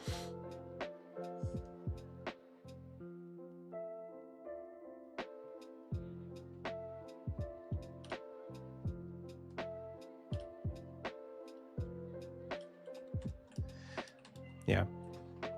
So like this with Fog of War, I think would be really cool. And the goal would be to essentially beat the other person's, overtake the other person's headquarters. You would have like also maybe like 1 or 2 kind of like maybe like strongholds. I'm not sure if you could build buildings, but there would be things on the map that could be sort of like seen of as valuable markers.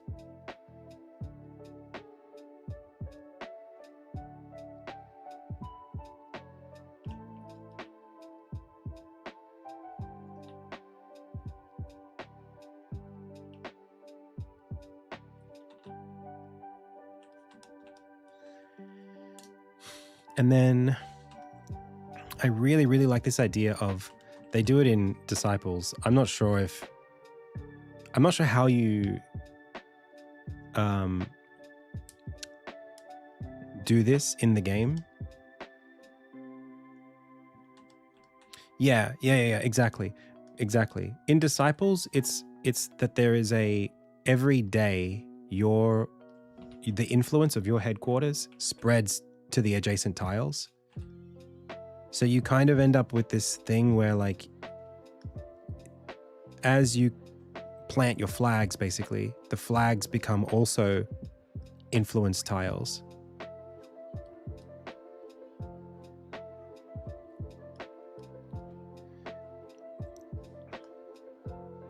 And then the other person, they'd be like a different color. They have their tiles. So if this was like a tabletop game, it would be hard. You'd have to like flip the tiles over or something like that. You would need tiles with like 3 sides to them, because you need like gray, green, and red, or like gray, blue, and green, blue and red. Yeah. But in a video game, you could flip them as many times as you want and have different things.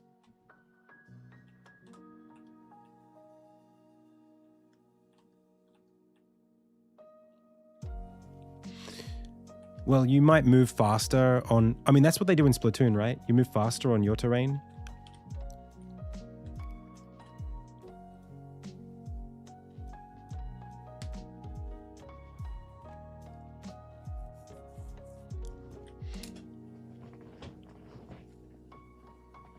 And then you would have... the other thing you would do is you would have environmental features too.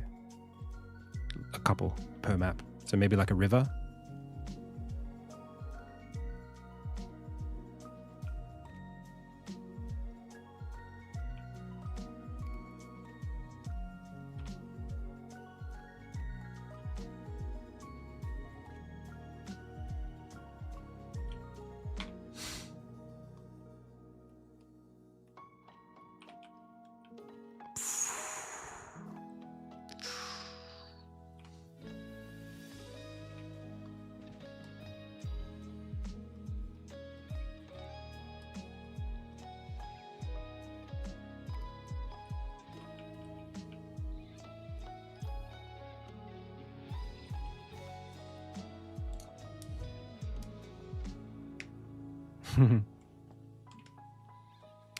It's cool, right? Cool idea. And that's it. Like, it doesn't get like bigger than that. It's not more than that. It's just, it's just what it is. It's just that. It's just like a little bit deeper than chess. Almost like Fire Emblem.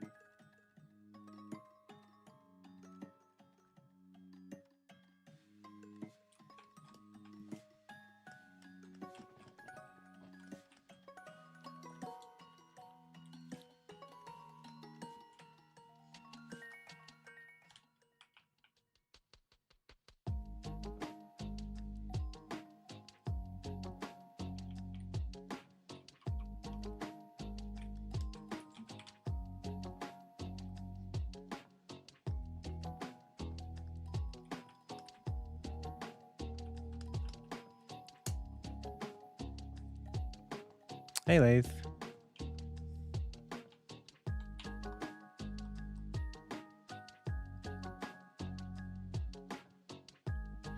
I think this with like a really cool painterly tabletop aesthetic would be really cool.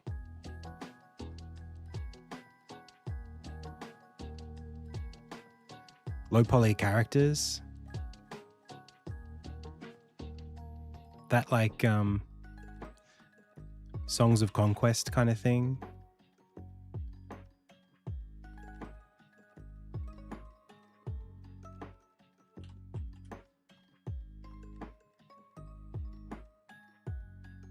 Whoops.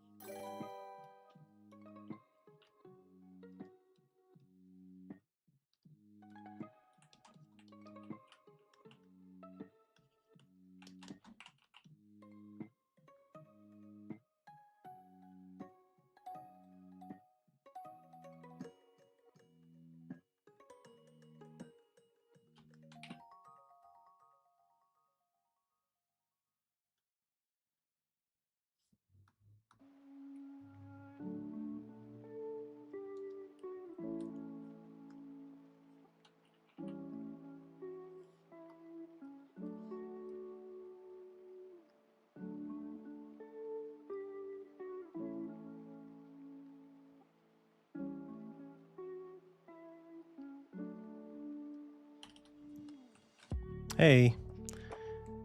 It's going well. No, I'm just sort of like exploring an idea that someone prompted me to think about because they asked me what other games I wanted to work on one day. And I kind of just got on a roll talking about it, and I don't really have that much to do today, so I'm just sort of letting the creative juices flow.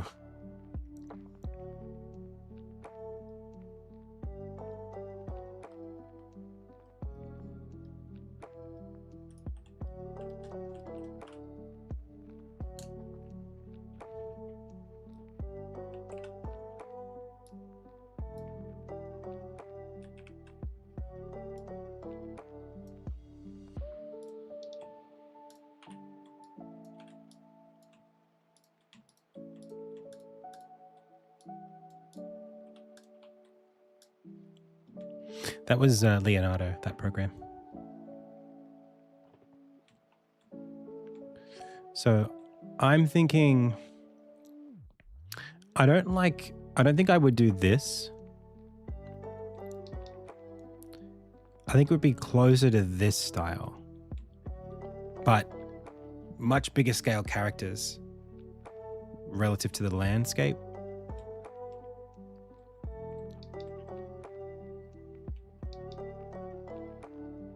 What the hell is that supposed to be?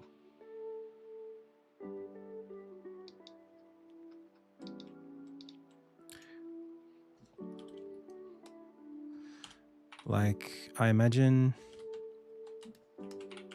one tile would be, you know, in like Warcraft, not Warcraft, Warhammer.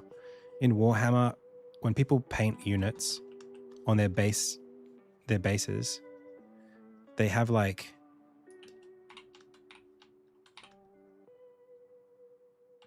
you know, they'll sort of go get a little creative with it. They'll be like, okay, got some grass here, stuff there. Maybe there's like a rock.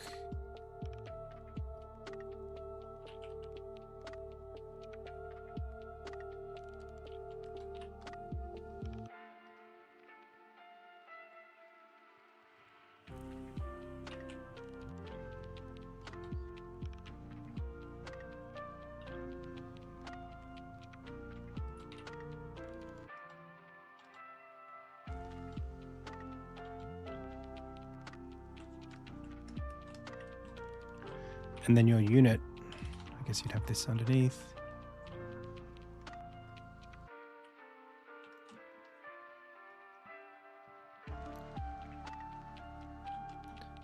Your unit would stand, I'm thinking not actually that tall.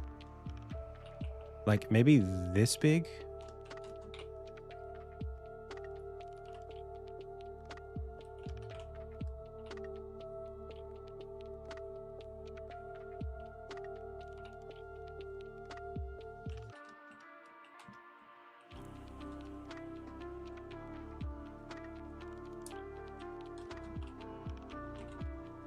Maybe even smaller. Hey, thanks for the bits. Thanks, Bexon.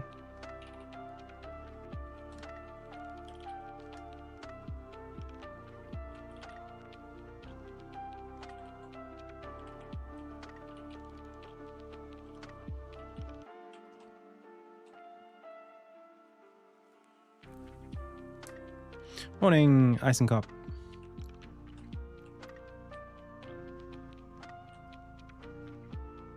Could go like even a little smaller. Yeah, so that if this was like a knight,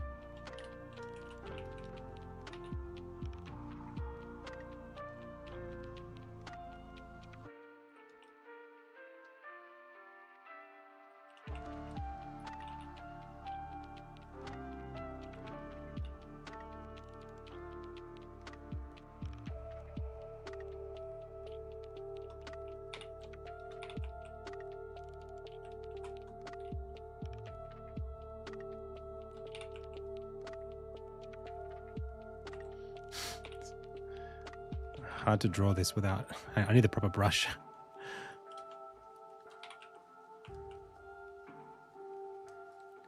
Now we need shadows.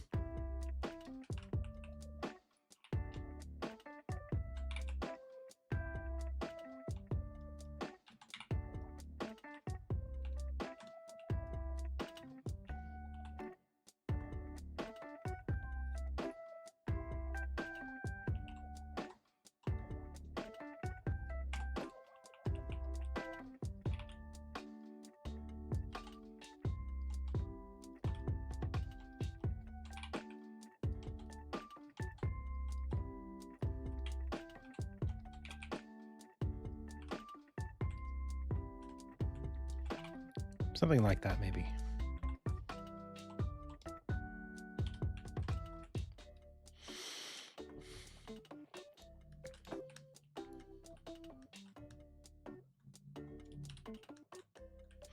And I'm considering having there be like a time limit on your moves, or maybe it would be like chess where you have to you have time controls. So there's like a, you know, daily turn version, and then there's like a 3-minute version where you get like 3 minutes total to make your moves. Otherwise you just run out of time.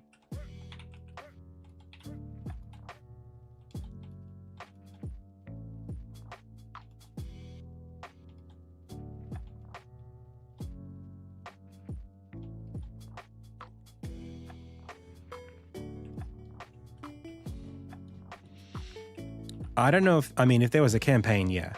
If there's a campaign, you'd have no timer. This is specifically for like a competitive concept.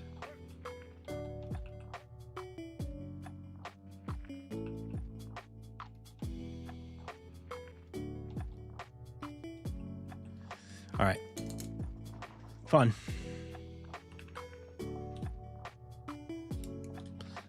Let's make this real, or else forget about it. With a shadow.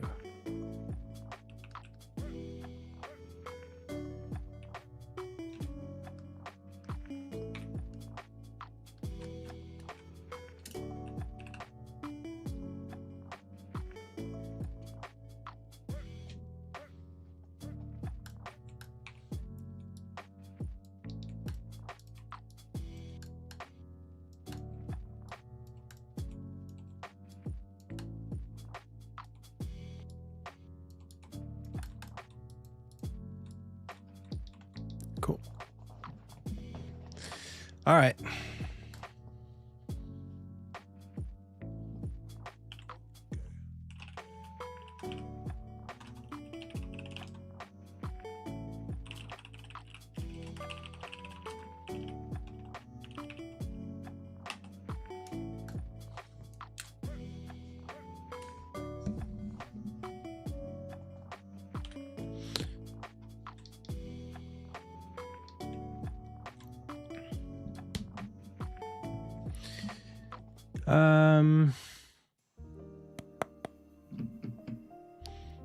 What else?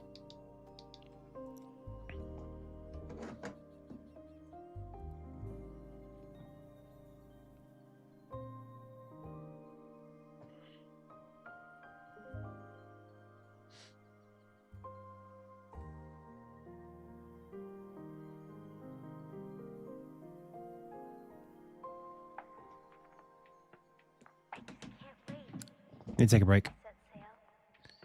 And we'll get back to the website.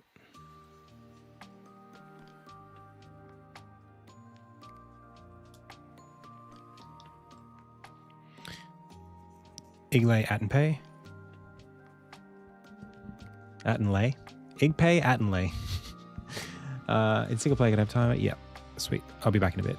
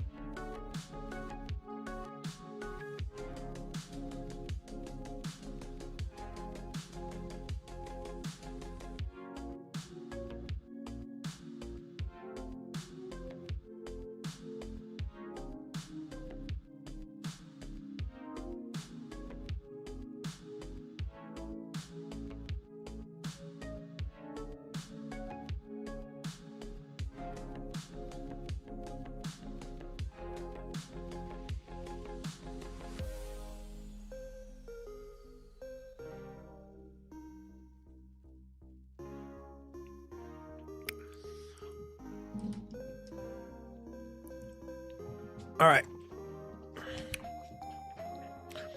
I got maybe another hour of the stream and then we gotta go.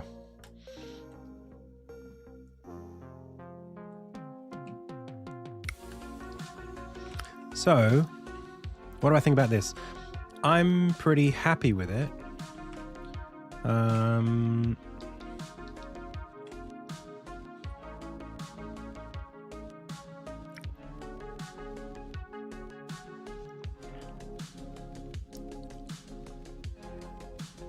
Feels right.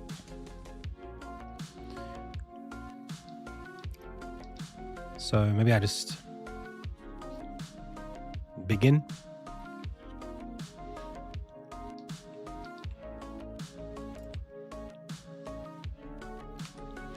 Pack it up, pack it in. Let me begin.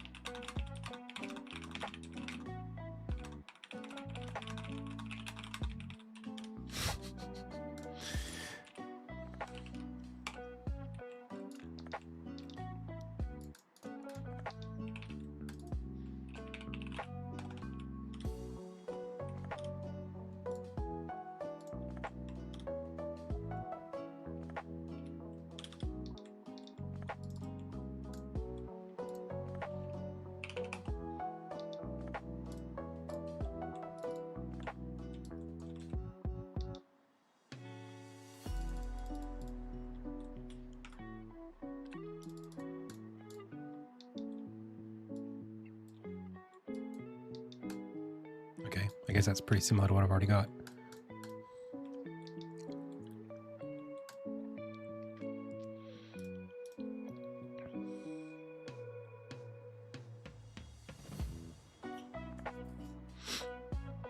I don't know what to do with these. I mean, it would be nice to have that sitting off and underneath, but...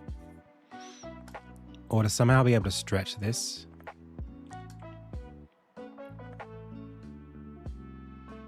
Feels a little awkward there.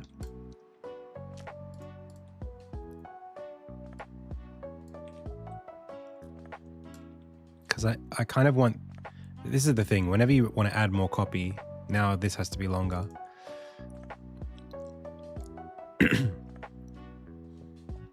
How did Mr...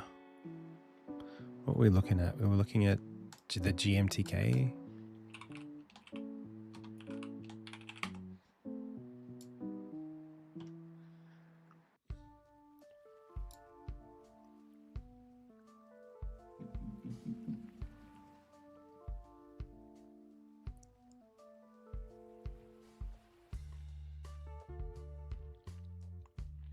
A triangle of the page lifted from the bottom right with Steam logo. Oh, I see. I know what you're saying. So here, they're just always so short that he doesn't ever have to worry about it. Yeah.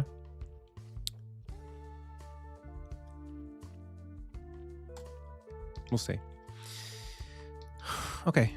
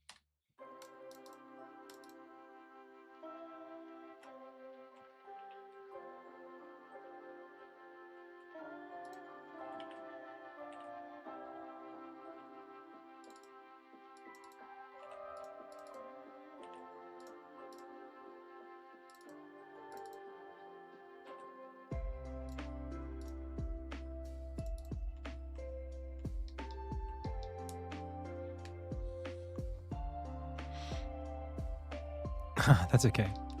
Yeah, this is like a personal site that it's the company website that the consulting site is attached to, basically.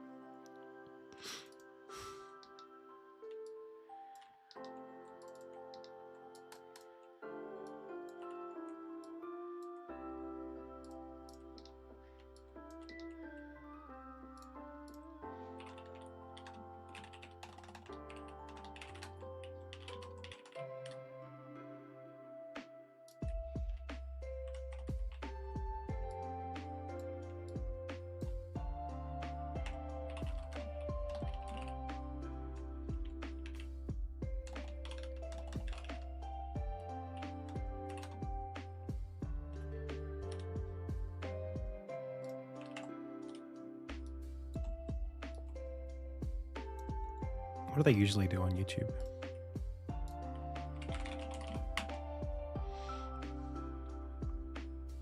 Time.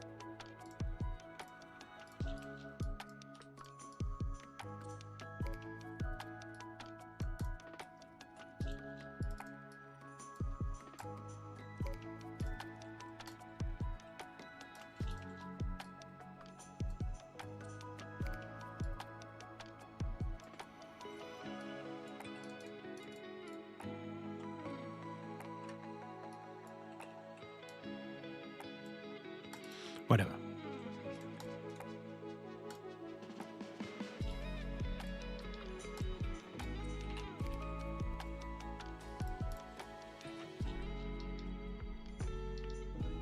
How do they do it? Oh, it's like internal now. Interesting. YouTube's always changing stuff.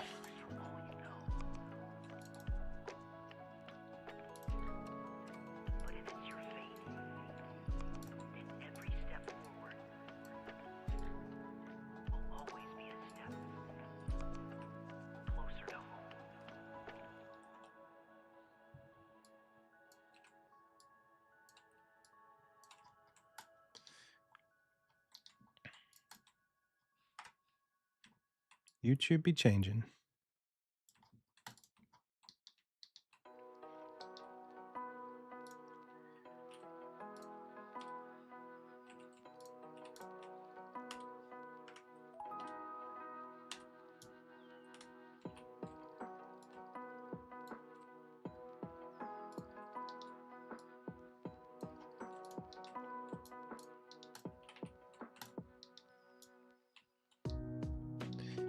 No. putting a like gap between here and here and rounding these corners.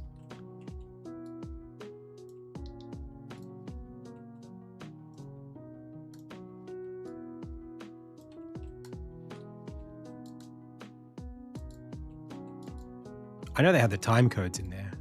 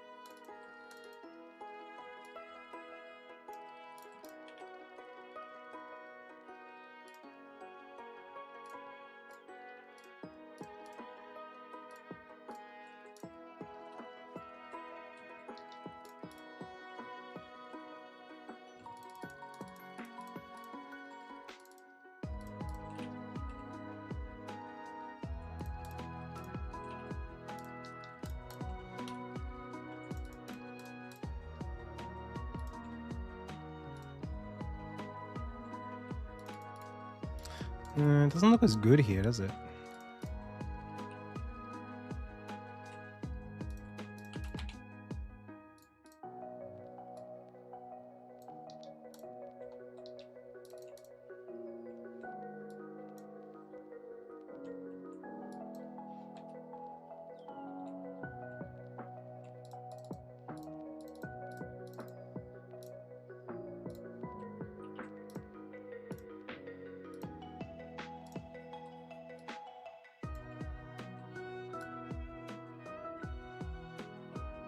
Hey, Sarabati. Ah, that's why. I still might want just the text in the center.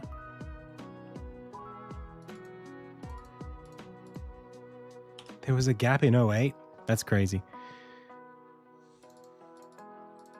If true, crazy.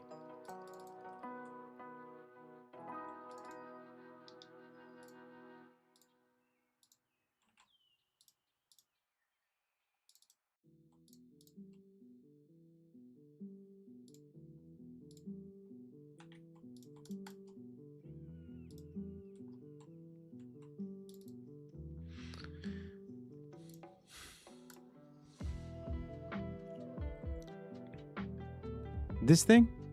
Oh, that thing. Wow, look at that.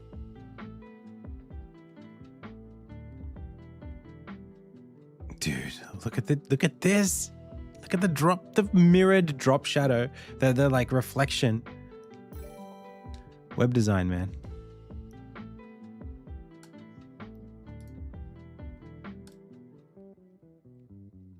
I don't remember this YouTube. I don't remember this one. Let's see when I start to remember. I don't remember this at all. I know I used it. I don't remember. Oh, maybe. I remember the stars. I don't remember this, dude. I don't remember this. None of it's familiar. Oh, yeah. I remember these a little. Yeah.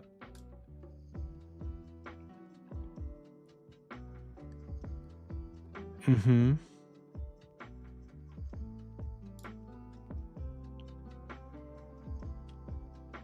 Dude, they were doing lip sync battle in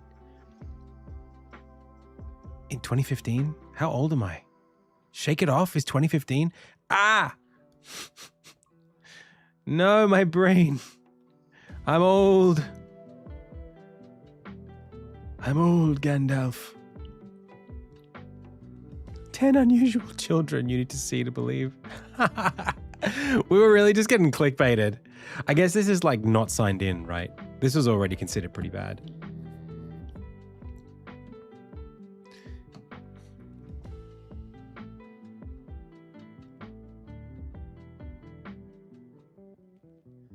Donald Trump's weird old videos. He became president that year.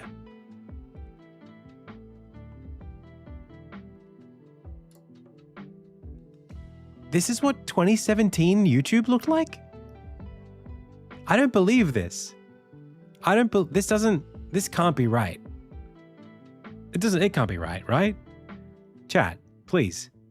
This isn't real. This feels like 2012. This is 2017. I don't believe it. Everything's so square.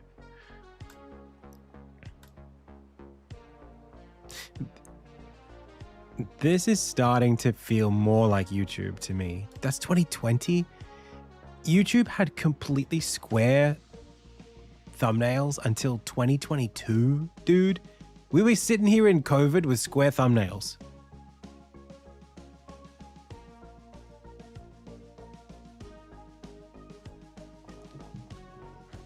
We were really out here getting vaccines and looking at rectangles.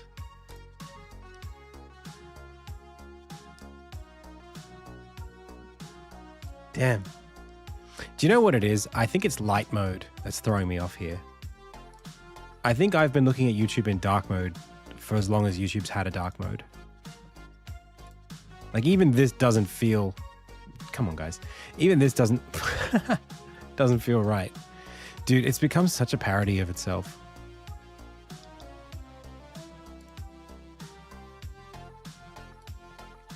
That's insane.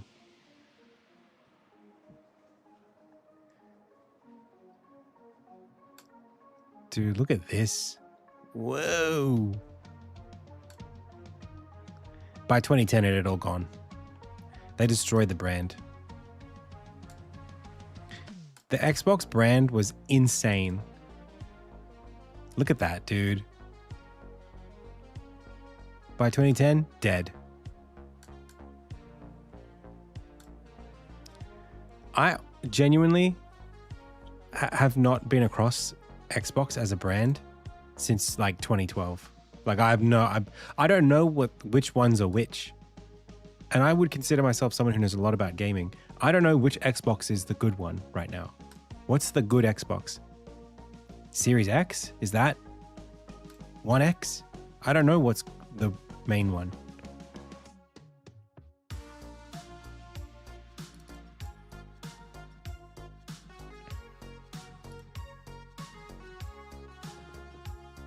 It's worse than the Wii U. At least Nintendo bounced back from the Wii U. This is genuinely worse than that. Dude, Apple had it. Apple had it in the bag too. Look at that.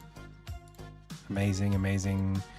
I think by, 2013, still pretty good. The thing is, Apple really invented this stuff.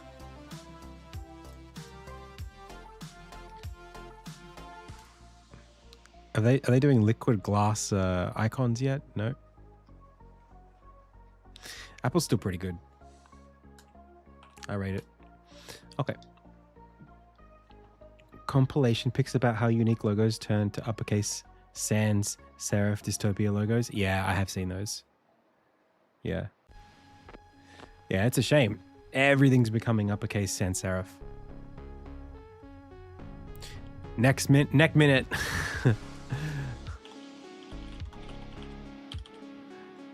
Up on Hill logo 2030, you guys. Look out for it.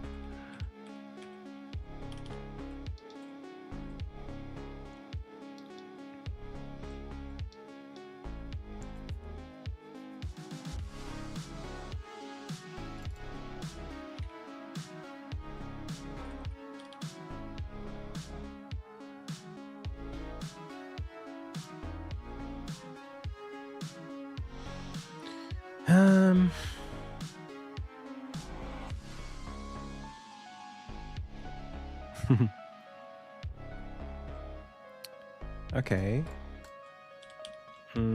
What else? I've just done it now.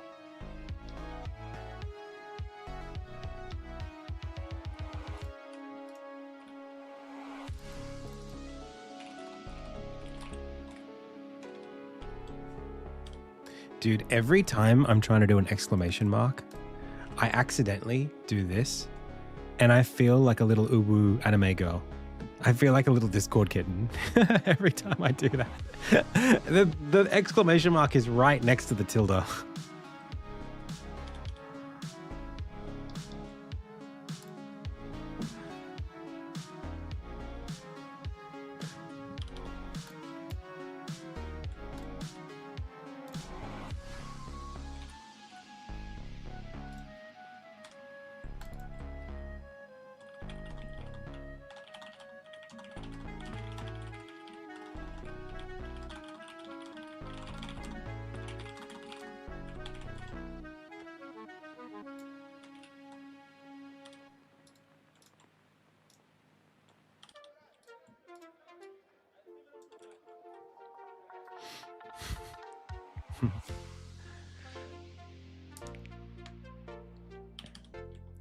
It's not easy for me to enjoy it when people that I know do a lot of the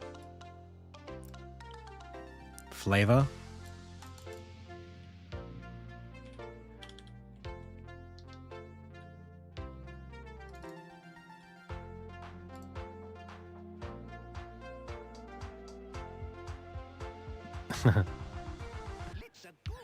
Yeah, I like there is a time and place. There is a time and place. Let's be real.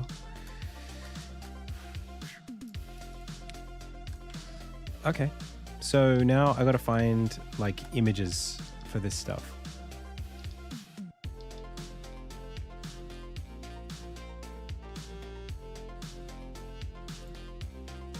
Dude, I love that. I really like it. I know people don't like this. This is not the most popular drawing of Armin. I still look at it and I like it. It doesn't offend me. I've seen people go, oh, the eye's weird, the face is weird. I don't feel that way. I just like it. I feel self-conscious about it because I know people don't, but I like it. Anyway. I want this here. I want you.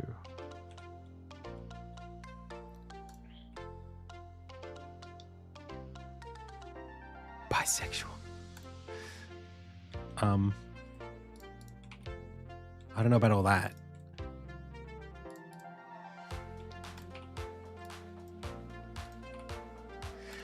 I think having colors that are like a little bit fruity, I think is fine. It actually feels kind of original, you know? Because I feel like otherwise I'm just stuck using all the boring masculine colors, you know? You have to have just enough fruit to make it interesting.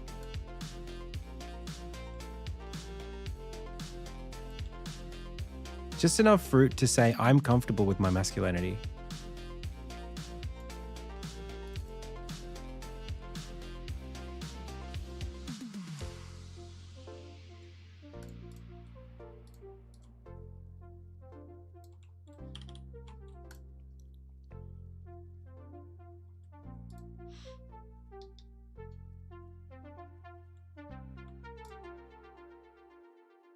Dude, Arrowbound? I don't think I have any non-pixel art. Yo, Elzak, thank you so much for the sub. Jippy. Yippee! Dude, there was a website that I used to play games on called Jippy. I wondered if that was because it was German and they were saying yippee.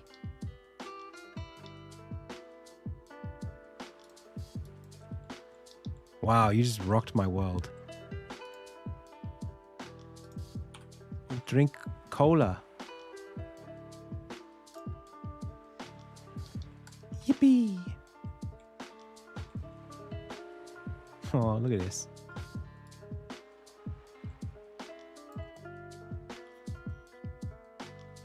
Yeah, dude, pool on Jippy. That was the way.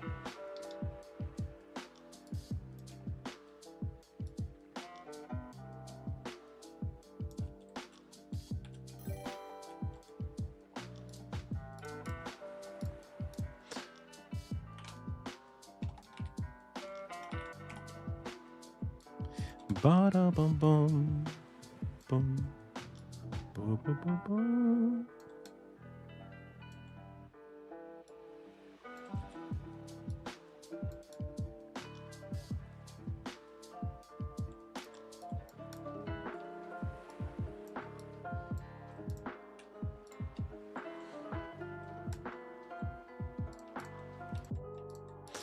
Dude, I don't love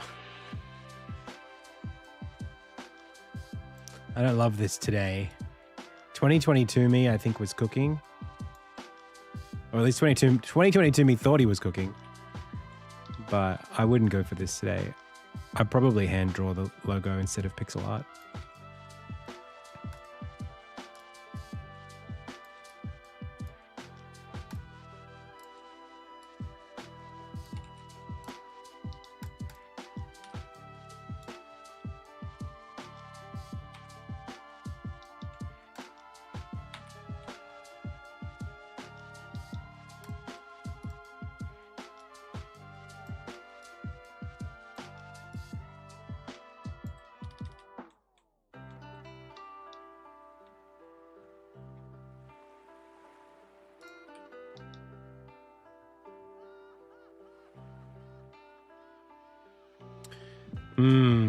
If I do this, I probably shouldn't do that.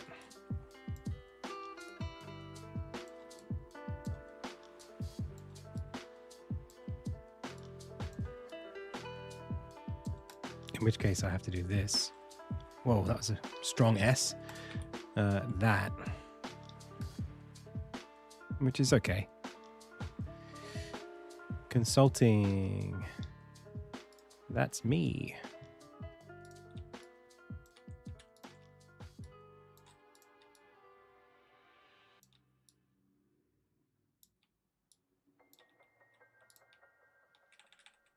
Or I take it out this way, cut in there.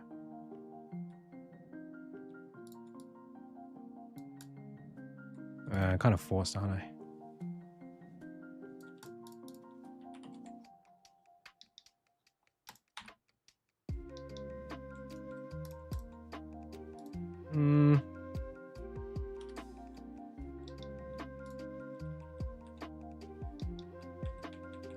Nah, I like the thing that I had a little while ago. Where did I put that? I made a little consulting card. Whoa, I'm getting a phone call. The stream might screw up. I'll see you in a bit, maybe.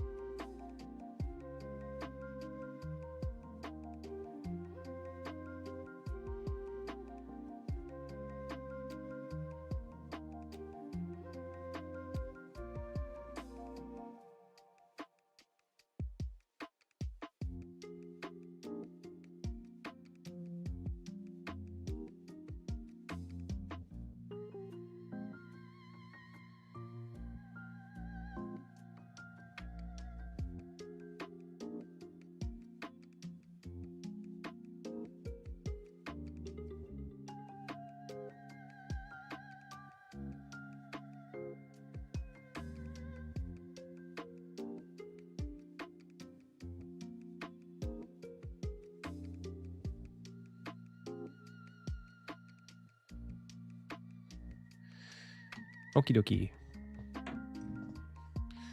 Big shot consultant, yeah. Consulting my wife.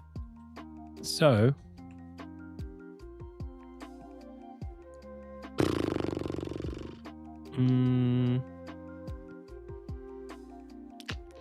Guess I could just take this, bring it over here, give it this background. It's kind of already going to have that background if it's going to be on this thing.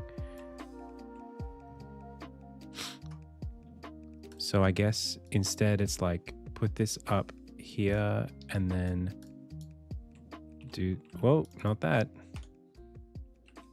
Hang on. Make this whatever. Center align all the contents. Bring this guy, whoop, nope. Bring, nope.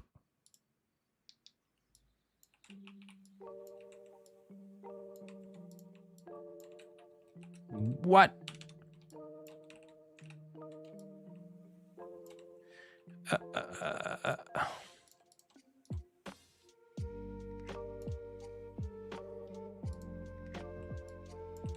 Bro, how can I not? How come I can't?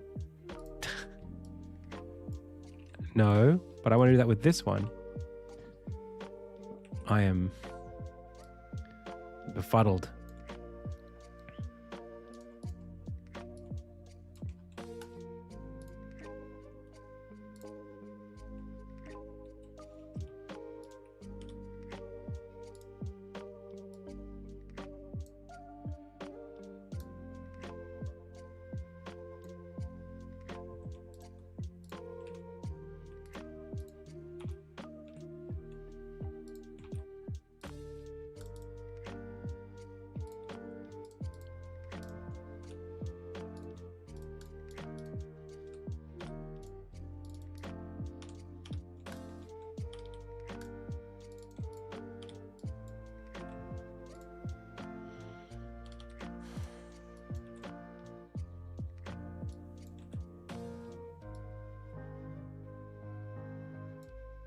Bro, how is this supposed to be anything? How does this work? What is the point of having padding if the things don't respond to the padding? This is definitely positioned. What? How? Oh, because it's already too long? Ah, I see. Yeah, except you are exempt. No, that doesn't work. Okay. Then we don't even bother with that. I just move it myself. And then I make it 16 by 9.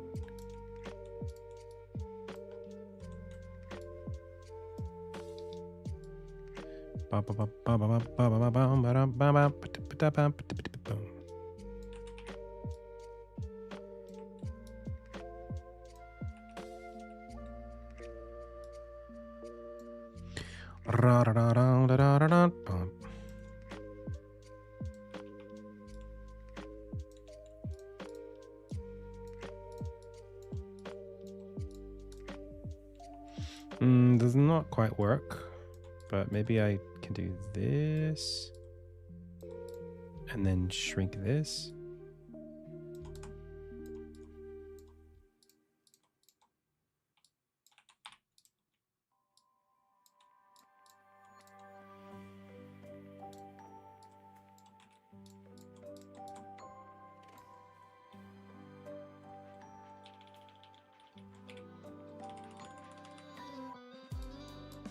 Not bad.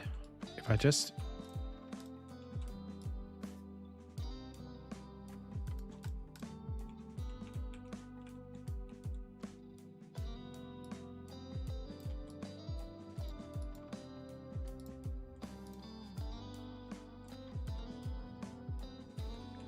I think I'm pretty much stuck here.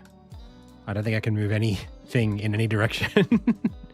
I can maybe bring the whole thing up a little. No, as a square the ratios are like dead on, so I can only shrink this, but I actually don't hate that.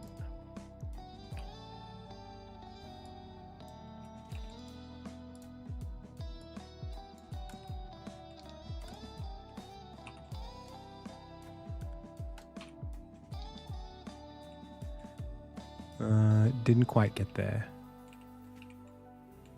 Is that not supposed to be 16 by 9?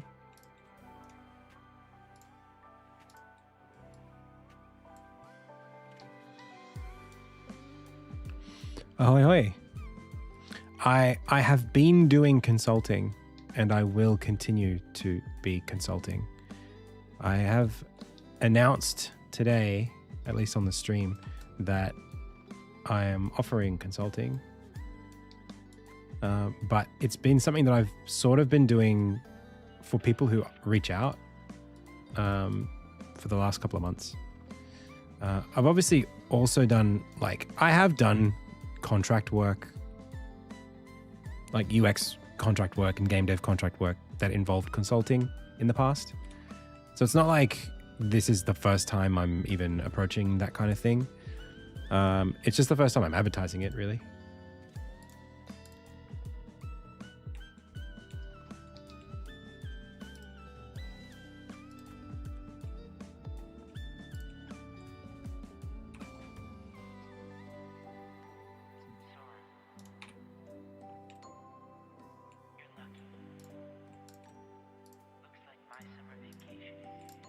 Is over.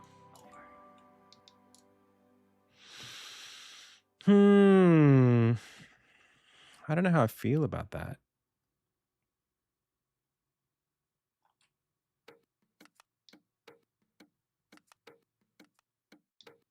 Kind of feels like I should just fill the whole thing at that point. Like, why even bother?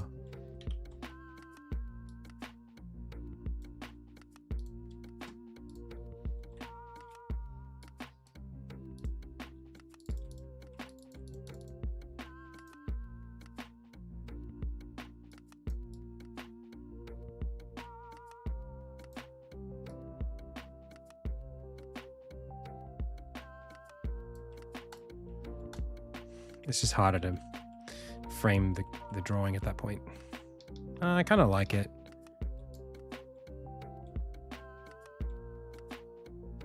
Maybe it just needs a different background color and no stroke.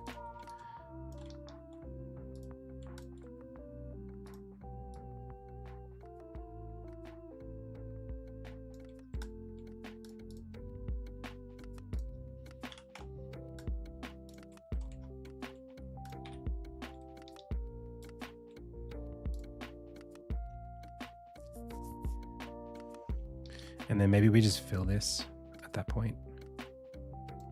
I still like it. That's not too bad off the side.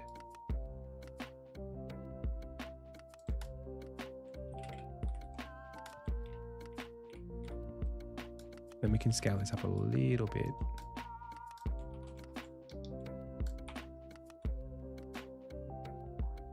Better.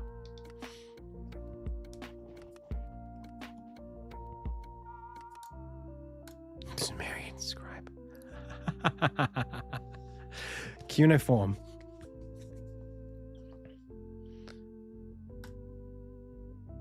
Certainly.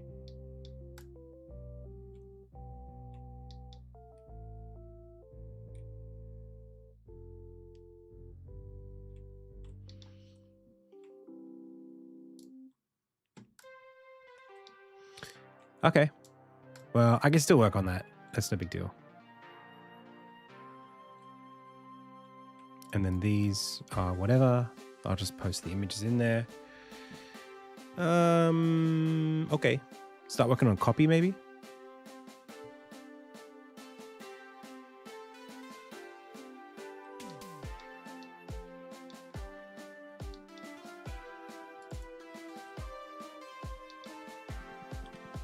Does this feel right? Something's wrong about this.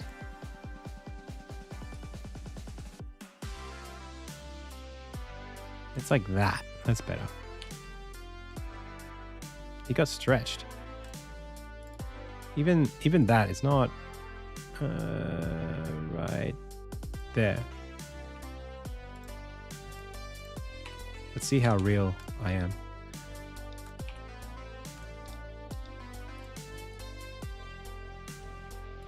How accurate was I? How accurate?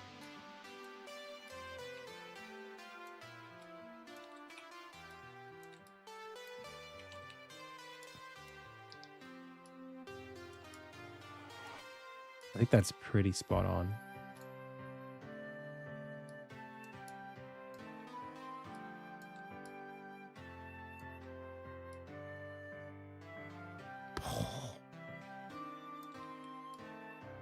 That is...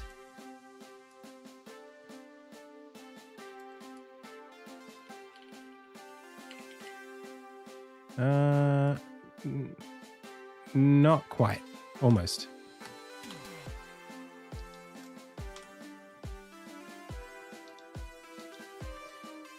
Okay. I really would like to flip this, but I don't know how I would do that because that's the only one left that's on this side. All right.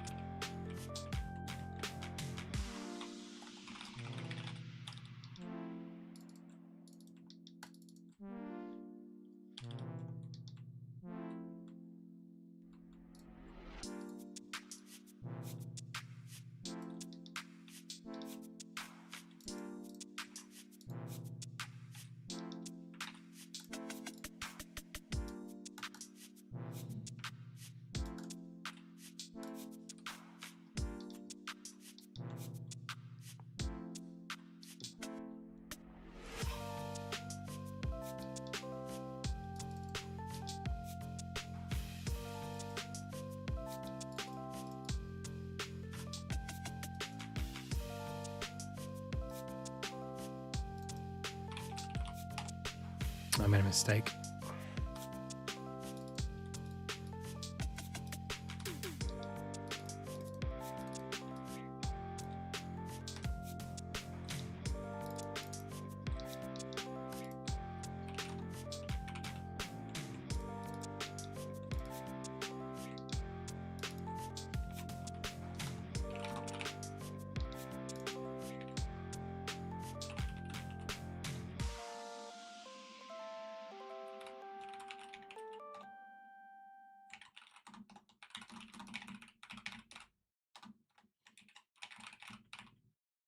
I don't know how to spell maintenance.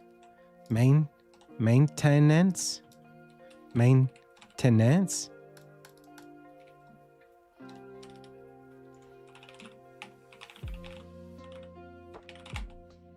Maintenance.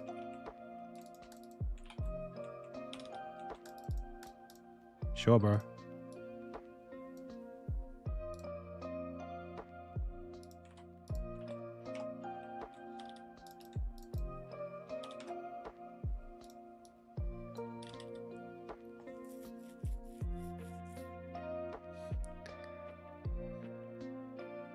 Maintenance. Who made that word spell that way? Whose job was that?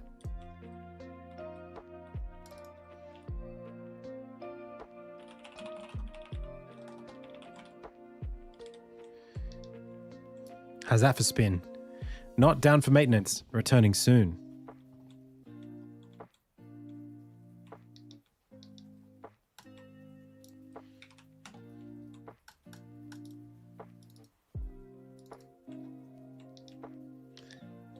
Call me Spin Doctor.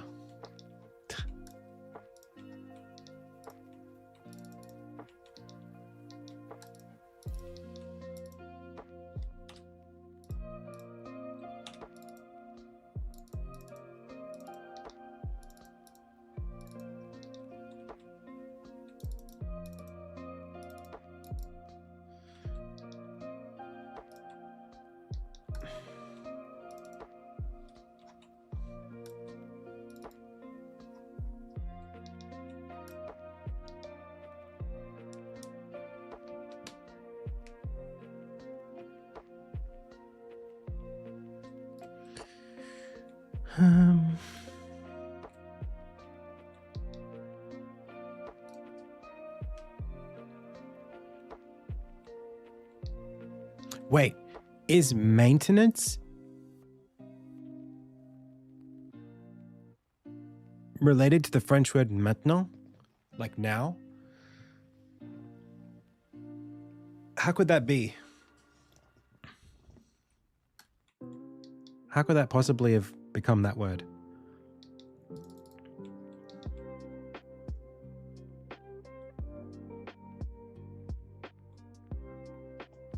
No, it's maintain is the base word, and then ants is just like the concept of maintaining something, the property of something that is being maintained.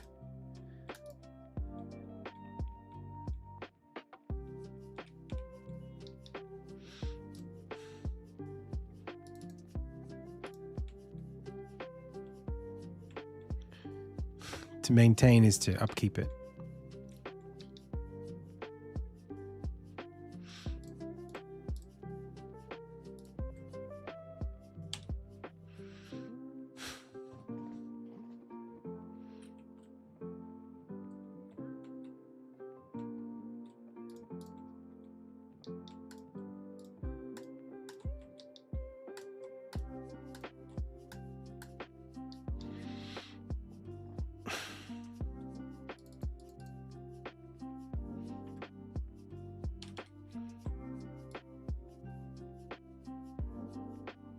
Cool.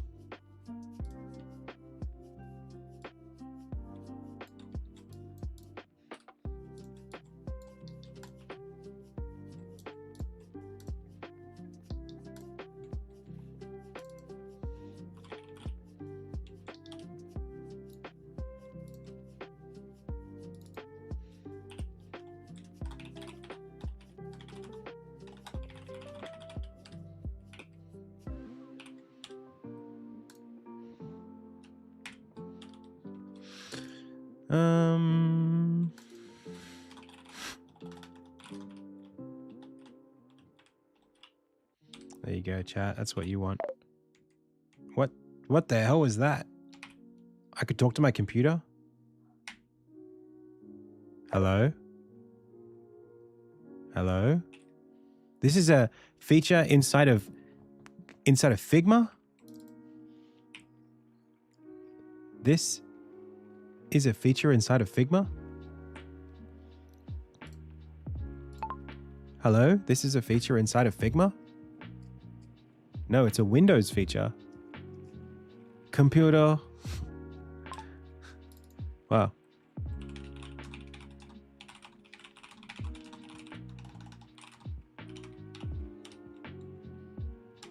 That's pretty cool. Can I do that inside of VS Code? Here's the thing. Do that thing. Public static void open bracket. Oh, that's actually pretty good. It almost got there.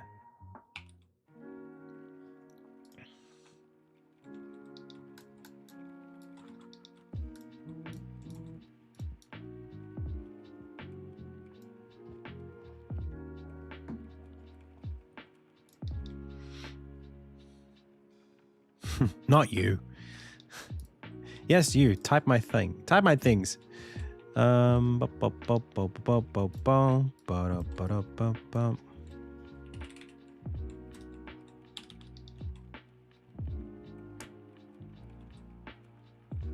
mean, what do you reckon? Are we pretty much there?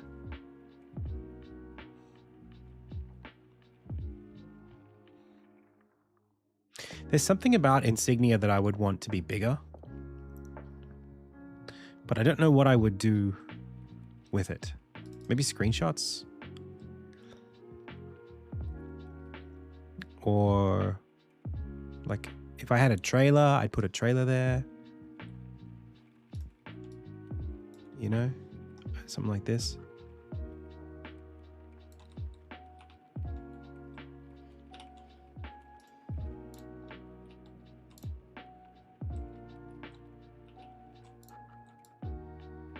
I don't know what I would do. I would do something. You could definitely put like a gallery carousel thing in there for sure. Screenshots of the game.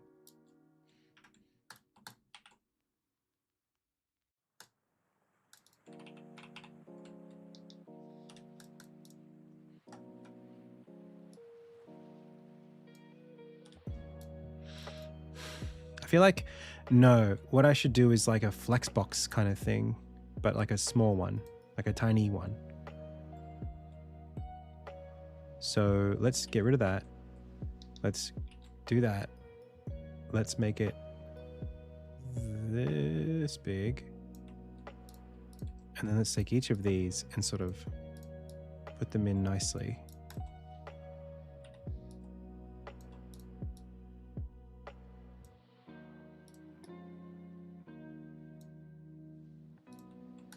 So it's like,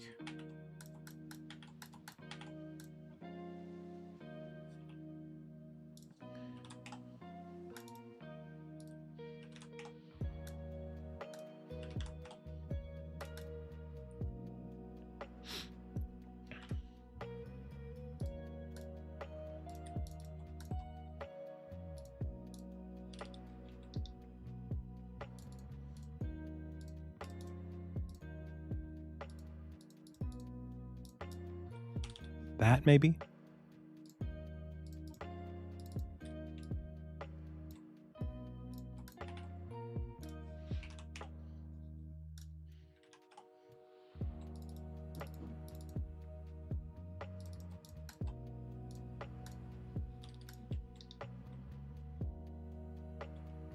Just to give it a bit more something. I feel like without it, we don't get the sense that it's my main project.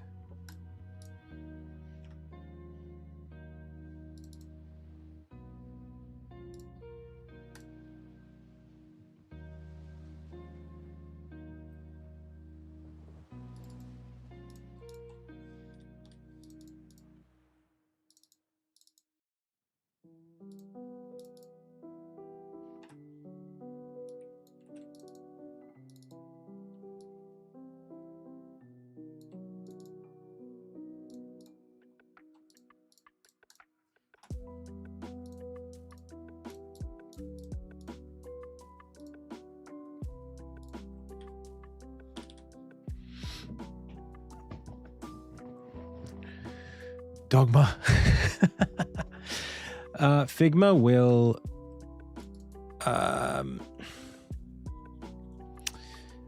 you can get the CSS from Figma. There are exporters from Figma to HTML, and there is a feature called Figma Sites, I think it's called, where it can export one, but I don't really trust any of that. I probably would just build it myself or ask someone who could do some work for me to do it.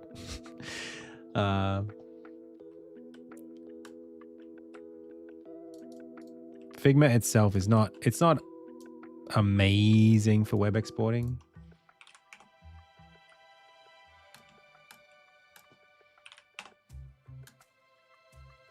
Oh, I want those tighter.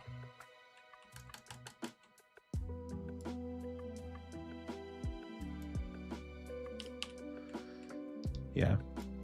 Yeah. I mean, like, if I was being, no, seriously, if it wasn't something that I was concerned that other people would be concerned about, I don't have a problem doing AI, getting some AI help with web dev. Particularly if I had some sort of like MCP access where I could just say like, hey, take these frames. Yeah. Is that a thing? Is there one? I'm not sure.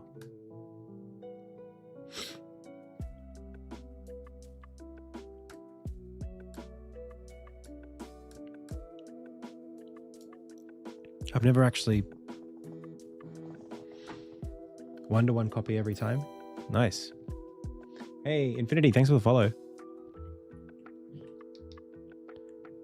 I'll have to figure out how that works.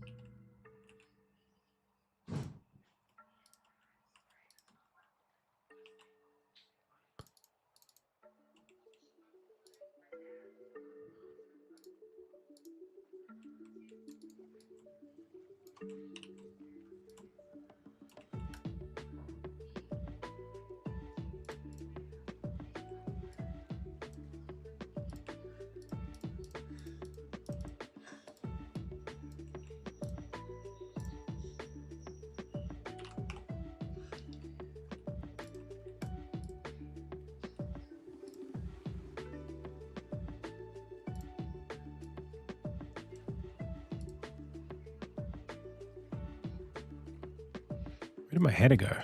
Oh, there it is.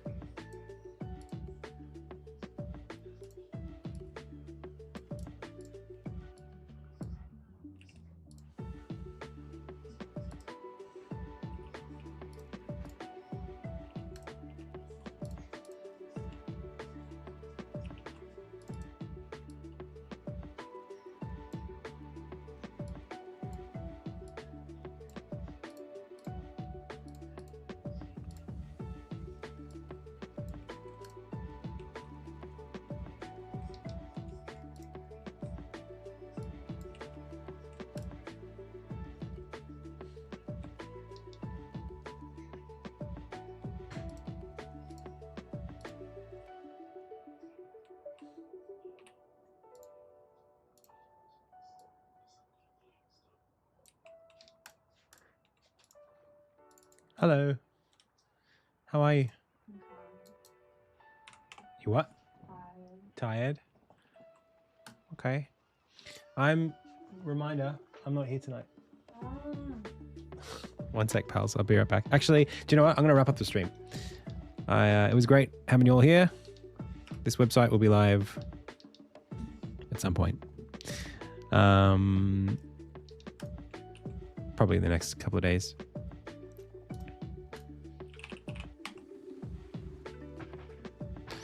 Let's raid. Man loves crayons. Most advanced VTuber. That's actually pretty funny. It looks so real. Thanks, everyone. I had a great time. Hope you did too.